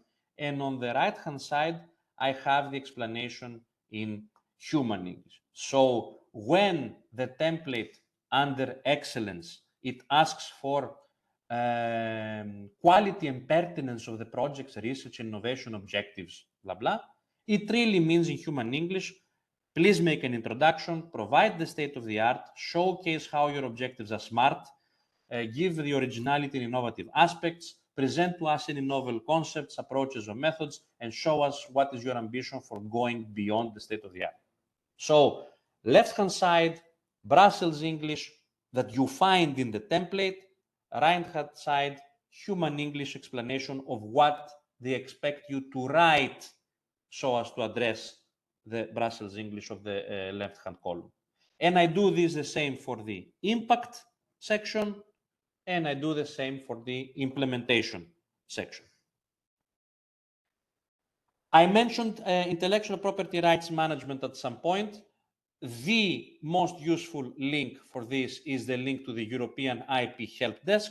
There is a lot of fact sheets, presentations, handbooks, statistics, a lot of means and useful tips for managing intellectual property. Make sure you browse through these before you write in your proposal what the IPR management strategy of your proposal is. Remember, we mentioned the complementary soft skills. So in your training within the proposal, you should not write only about scientific and technical training, but also please present how this fellowship will also make you a more holistic, a more well-rounded researcher. So provide also the soft skills, the complementary transferable skills that you will gain. People ask me, okay, can you give me an example of a complementary soft skill? Well, in the upper part of the slide, I have quite a few so-called soft skills or complementary skills. But for more concrete advice and hints and tips of complementary soft skills and career development skills, you should look for the EURAXESS Career Handbook for Young Researchers, and that's the URL. And you should definitely visit the EURAXESS Career Development web pages on the EURAXESS website. Common errors. The proposal is written as a scientific paper. The objectives and state-of-the-art are in depth, but then the beyond the state-of-the-art is not explained. You have unclear aims and objectives. Things are over-ambitious. Things are not written towards enhancing the training and the career of the fellow. The CV is not properly presented in part B2. Even worse, what you write in part B2 is not matching what you have written in part A. Things are off the page limits, so the evaluators disregard them. Why? Because the template and the structure is not followed, or essential parts are disregarded. And even worse, because you do things at the last minute, you don't submit the final draft, or even sometimes you submit the wrong draft, so you submit a different proposal for a different thing. Don't laugh. I have seen these things happen. I'm sure Achilles has seen these things happen more often than it is funny mentioning. So please be careful. Please avoid these common errors. Basic hint here is start early, do things in a timely manner. The evaluators expect from you, besides what I showed you in the real examples of the X and the Y proposal, what do the evaluators expect? Obviously, well-organized flow in texts, that the proposal is well written, is presented in a consistent way, it follows the guidelines and the templates, it helps them score, it makes their life easier as evaluators to read through the proposal and understand what it is they want. They are requested by the European Commission to evaluate the proposal also vis-a-vis how convincing it is for the career development of the researcher. Of course, how excellent it is in terms of science, but also, because this is a postdoctoral fellowship, how much it enhances and it boosts the skill set. You have heard these words out of my mouth probably 120 times already in this past 1.5 hours. But this is what it is all about. The evaluators expect clear content, clear structure. They expect to see how the supervisor is well engaged, how the host is well engaged. They expect to see that you have a nicely laid out work plan. Remember, these are things that they were stressed as strengths in the real examples, or they were pointed out as missing in the weaknesses in the real examples. So I'm giving them to you now again in bullet points. They expect clear work plan. They expect that you have a risk assessment and contingency measure plan. They expect that you have an IPR management plan. They expect that you have considerations for dissemination, communication, and outreach. They expect that you have a personal career development plan. Remember, no duplications, no copy-paste. Explain the abbreviations. Write for the specialist the 100% matching expert, but write also for the non-specialist, educate the evaluator, the evaluators to understand what it is that you're going to do in terms of the science. Kiss and kill, keep it short and simple, keep it large and legible when it comes to images. Remember to write clearly, this is not a proposal evaluating your English skills, but evaluating definitely the clarity of the message that you want to give. This is a famous Gaffar 1981 use and misuse and abuse of language in scientific writing. So if you read the same paragraph without the red words, it still means the same in a more clear and succinct way. What I have below there is an oldie. The European Commission had issued at some point some advice on clear writing tips. Look it up, find it, try to implement that in your proposal. Use the margins, the font size, the numbering, and the limits set in the templates. This is why I told you it is a must-have to download the guide for applicants. Download the Part B templates from the CEDIA submission service tool that I showed you. Make sure that your Part B matches your Part A. Consider also the cross-cutting issues. Write for the specialist and the non-specialist. Proofread at the end. Remember, successful proposals are smart, are specific, measurable, attainable, relevant, and timely. But also don't forget, especially within Horizon Europe and especially within our modern times, you should also consider that proposals are pure and clear. So they're positively stated, understood, relevant, ethical, but they're also environmentally sound, challenging, legal, agreed, and recorded. So both smart and pure and clear out of the John Whitmore model. Start early, get guidance and info. You're already getting guidance and info from today.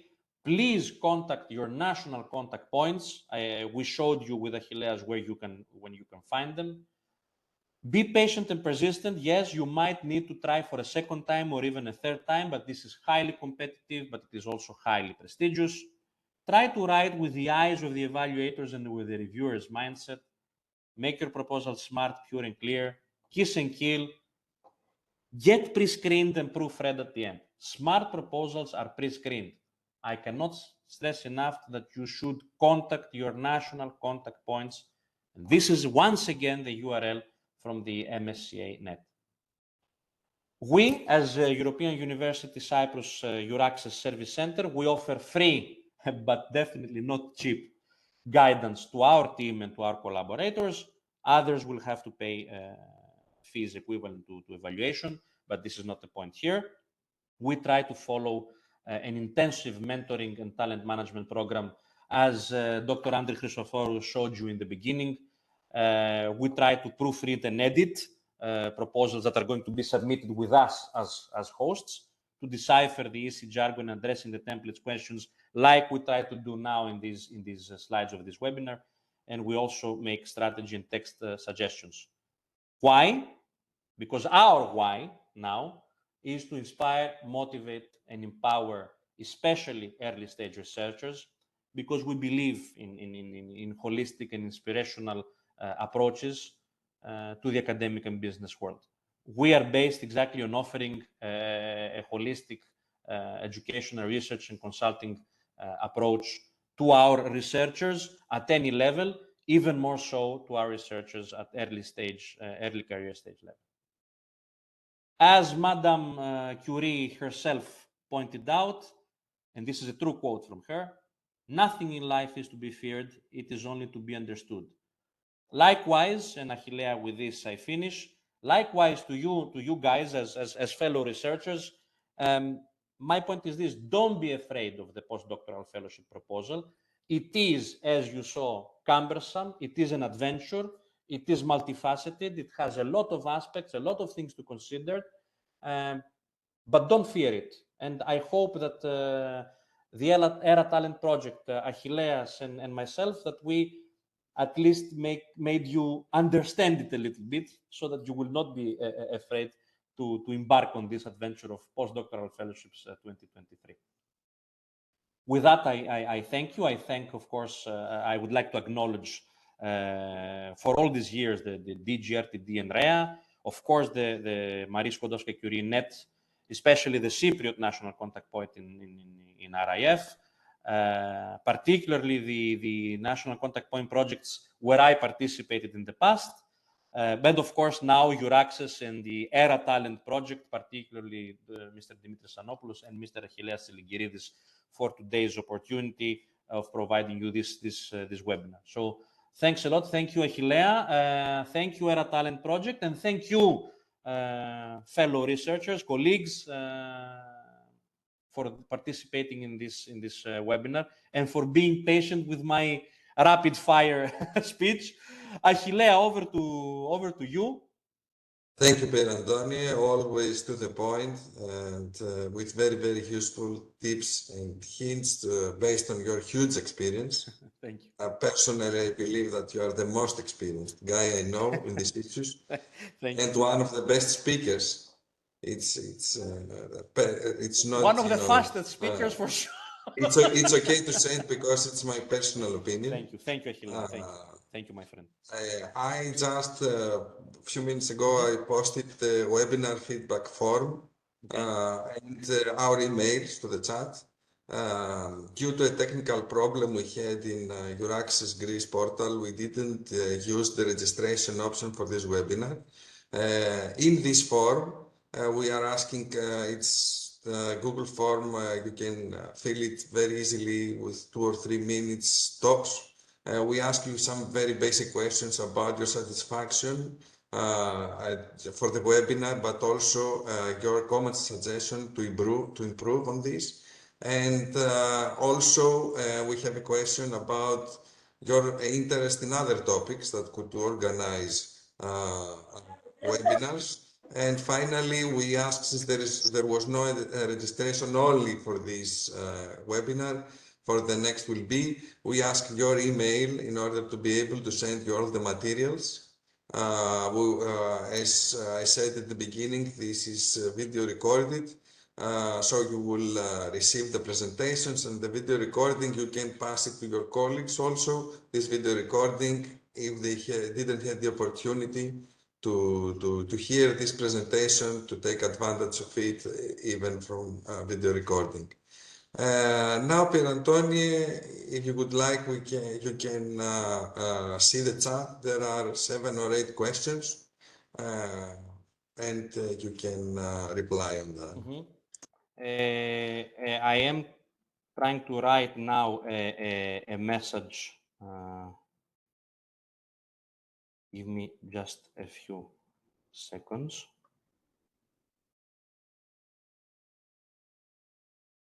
So, okay, I have written a main message. This is not to avoid questions, but this is once again to stress the fact that for technicality, eligibility, and baseline questions, also for any questions really, you should absolutely contact the national contact points. Absolutely. This is a basic hint and tip from my side. I wanted this to happen when I was a national contact point, but even now as a researcher, a scientist myself, for any program really, not just the postdoctoral fellows of Marie Curie, for any program really, I always make sure that I contact the national contact point. These are people like Achilleas, like the EURAXESS people, who are, their job is their job is to provide signposting, explanations, trainings, info days, hints and tips on the European programs for which they are a national contact point. For the Marie Skłodowska-Curie Actions national contact points, they also have this network called MSCA-Net, out of which you can find hints and tips. You can even find a handbook for postdoctoral fellowships, but you also find a link to the national contact point for each country. Now, the way I would do it is, if you are a researcher who wants to have a postdoctoral fellowship, you should contact the national contact point of the country of the host organization you're going to go to. This is the proper way to do it. Now, if you are a Greek researcher from Thessaloniki and you want to go to Italy and you contact Achilleas, that's still fine. Achilleas will point you out, will explain things, and will also point out his counterpart colleague in Italy. But the proper way to do it is to contact the national contact point of the country of your host. Okay, and we have explained what is a host for European fellowships and a host for global fellowships. So I'm looking at questions, Achillea, by chance. Some questions are questions of technicalities and more personalized. I wouldn't like to go through because there are no easy answers. For example, there are people asking, I have the X years of experience, am I eligible to do that or not? The proper question, the proper answer is no, I don't know. I would have to look at your CV and I would have to look and check also other parameters. Because if you remember in the slide that I showed, you must have a maximum of 8 years holding your PhD, but there are extensions to that period depending on other parameters, maternity, paternity, military service, etc., etc. So there is no easy answer. I have X years, am I eligible? If you're looking for an easy answer, anything that is above 8 years is a no. No, you're not eligible. Okay? But at the same time, I would be unfair if I gave this easy answer if I wouldn't check the exact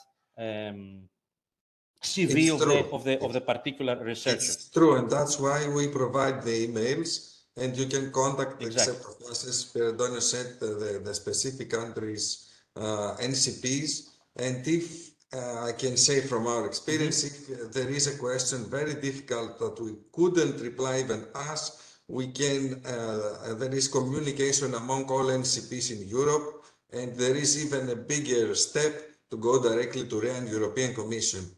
So an answer could be given anyway, but it's some of them are not easy, are very specific. Please send them in written form in order to have the time to check them and give you a proper reply. But I strongly suggest not to avoid answers myself or Achilleas, but I strongly suggest that such questions should be directed to the national contact point of the country where your host organization will be. Or even more, to the research office or research support service of the university, of the entity where you want to go, because they are very specific for you. So you will not waste time asking us for something very specific and very particular. By all means, send us anything that you want, but the better way for you is to contact the national contact point of the pertinent country. Now, I see by chance, Achilleas, some other questions. I see, for example, a question here from someone: if you can we apply to carry out research in the UK, in the United Kingdom, with the Marie Skłodowska reactions? Again, the blunt answer is yes, but I have to now explain. The UK in Horizon Europe is not a member state, and to the best of my knowledge, Achillea is not even an associated country, if I'm not mistaken.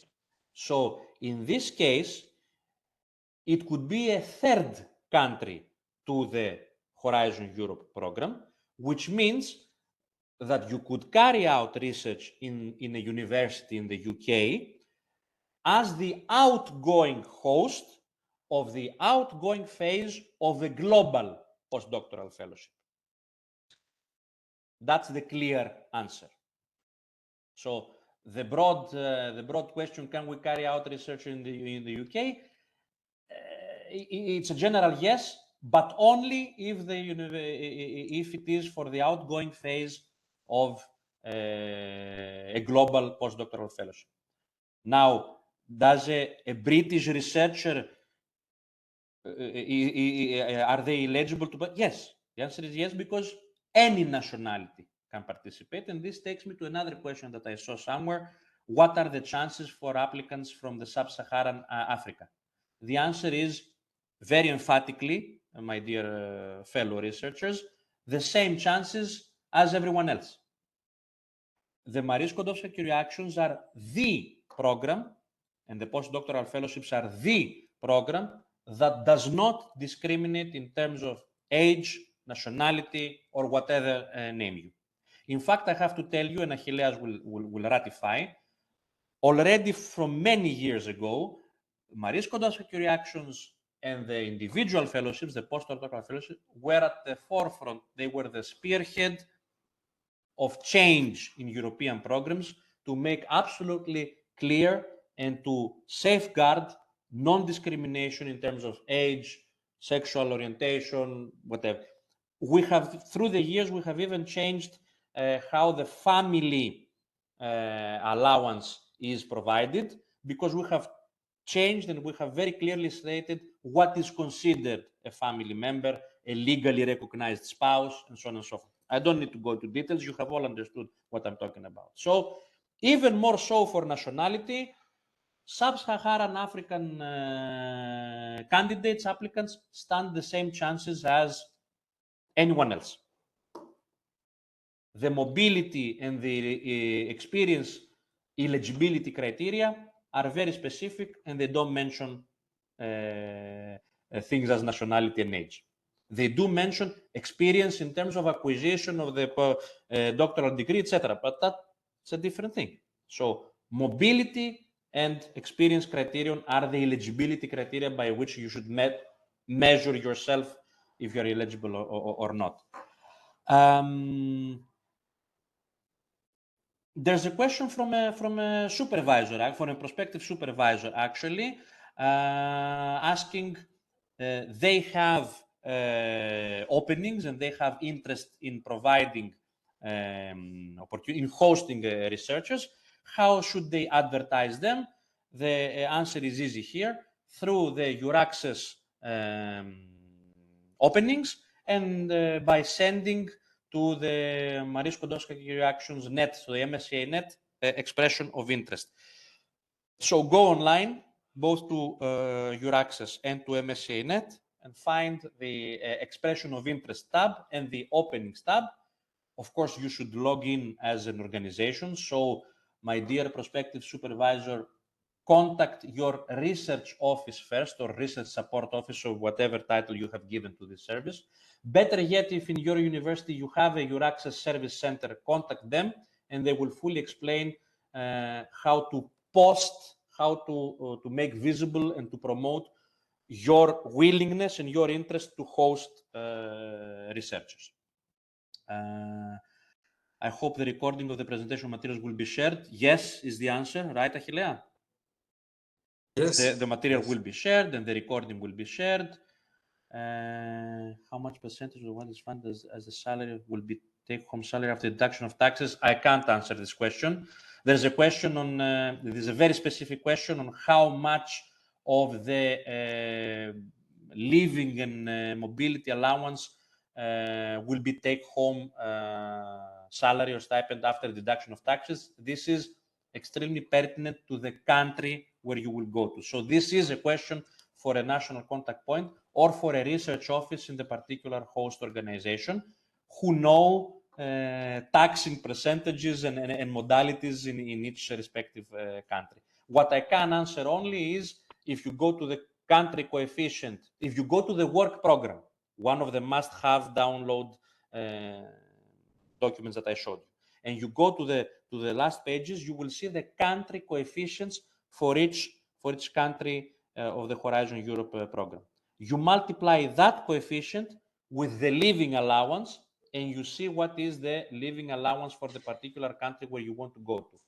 Now, if you add the mobility allowance and the family allowance, etc., etc., etc., it's not the same, and I wouldn't know how to answer for each country what is taxable, what is not taxable, and at what percentage.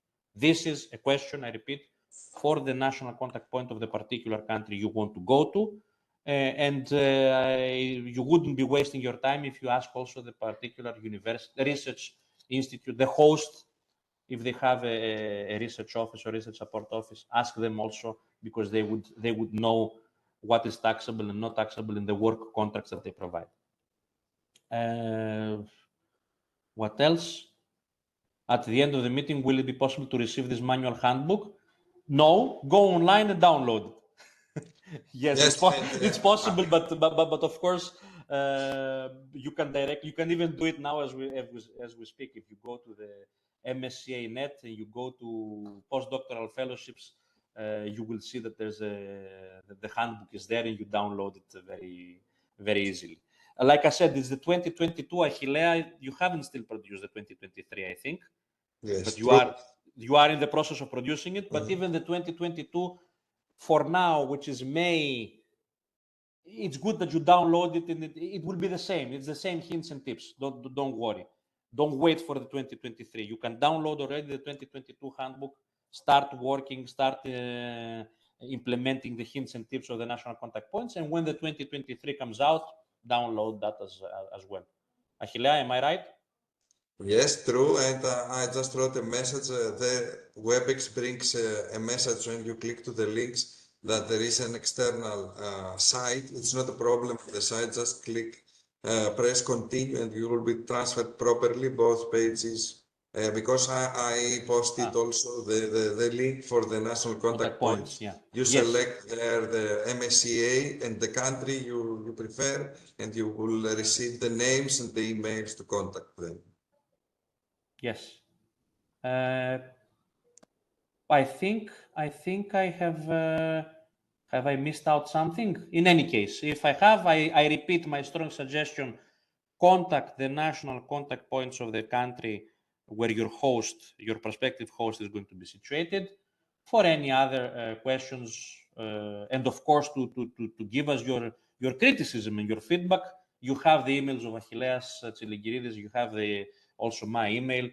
Please feel free. But in all honesty, I would strongly suggest that you contact the national contact points, because they will be answering specifically to your specific question. So you don't waste time with contacting people who will anyway follow, this route for answering. Achillea, over to you. Thank you, Pierantonios. I would like to ask once more if there are other questions except those in the chat. If you have questions, feel free to take the floor and ask Pierantonios. It's a good chance to have a direct question. Otherwise, as Pierantonios said, you can contact us in the emails. Please fill the feedback form. It's crucial for us to know your opinion about the webinar, but also to receive your email to send you all the information. It seems that there are no other questions. Yes, I just jump in on what you just said. This feedback form, I will answer. Yeah, this feedback form is crucial for us. We don't mention it just because we have to say there's a feedback form, but as Achilleas told you before, there will be a series of webinars. I think you mentioned 14 in total.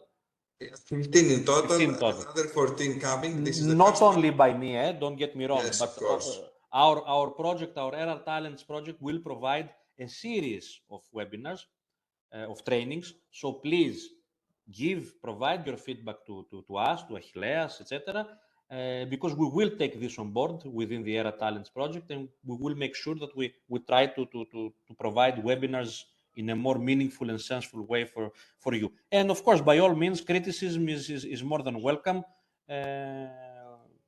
We always have to try to be better and to address as much as possible our clientele, quote unquote. To what extent should the proposal be written with a supervisor? Very interesting and very frequent question. I will answer. Ideally, I mentioned it at some point. That ideally the supervisor should be very well into the proposal writing with you. It shows in the proposal. The evaluators, I have served also as an evaluator in some cases. It shows when the proposal is single-handedly written by the interested fellow and then ticked off whatever by the supervisor or someone else. And it shows when the proposal has been written together with the supervisor, can't assign percentages, but it shows when the supervisor, so when the more experienced person, perhaps also with the research office support or whatever, but it shows when there were other people involved, engaged in writing the proposal with the fellow. Because let's be honest, usually in these cases, this proposal is probably one of the first attempts of the researchers to write competitive proposals. They don't have the necessary or expected experience. So the experienced point of view and help by the supervisor, who is going to host anyway the researcher, is always good to have. Now, how much, I can't answer. It shouldn't be just him or her writing the proposal ready for the researcher. It shouldn't be just the researcher writing everything, asking just a couple of questions and sending a draft to the supervisor, to the professor, so to speak. Hey, guy, are you okay with it? No, both extremes are wrong. The truth is somewhere in the middle. And of course, this is why we suggest start early, make the communications with your prospective supervisors. Go to the slide where I said, are they reliable? Are they pertinent? If you see from the beginning that they are not replying back, or that they are replying in one sentence, or that it takes them 2 weeks to reply, imagine what will happen during the hardcore proposal writing, or imagine what will happen when they become your supervisor in the project. Okay, is everyone like that? No, but I'm exaggerating now to give you an indication. But it's always good to have an engaged supervisor and an engaged research office supporting the writing of the proposal, which, yes, of course, it will be more written by the fellow, but the commitment and the engagement should be important from the side of the supervisor and the research office, the host as well. Achillea, I think we need to close. You have, you're off, you're muted. There are some more questions. If you are keen to read them, at least, if you can provide any easy, fast reply. Otherwise, how can you send the link with the evaluator's CV? If you go on the CEDIA portal, you will find that there is an experts tab. So follow the instructions of that tab. This is the easiest and quickest answer I can give. They are also user-friendly. They will ask you, but be prepared to provide a full extent CV, to tick various boxes. That's why it's better that I don't spend time now to explain how it's done. Go on the CEDIA, find the experts tab, and follow the procedure that is stated there. Because you will also need to provide some documents, upload some documents, etc., etc. So follow that lead.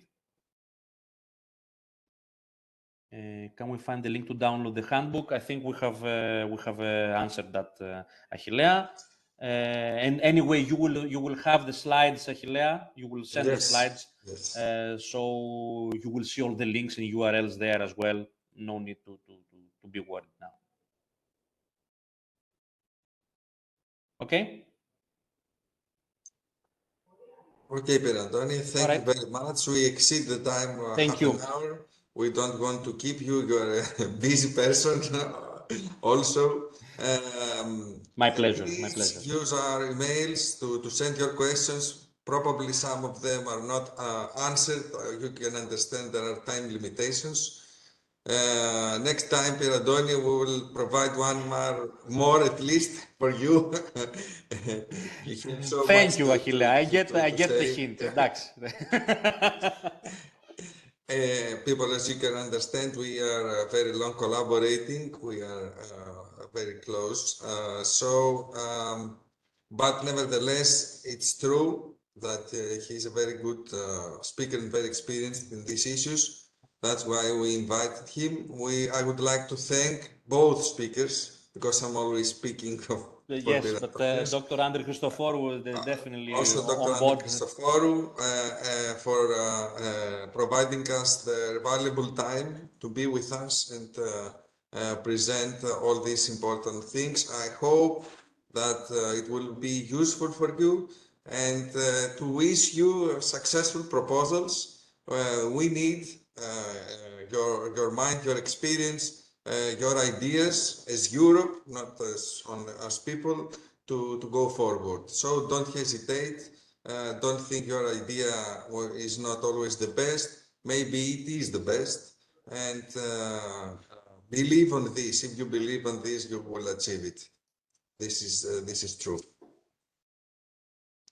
We will close here. One more time, thank you, and we will please fill the form just to have your emails to send you the materials. This is from us, I think. I'll stop recording and see you soon in next webinars. Bye to all.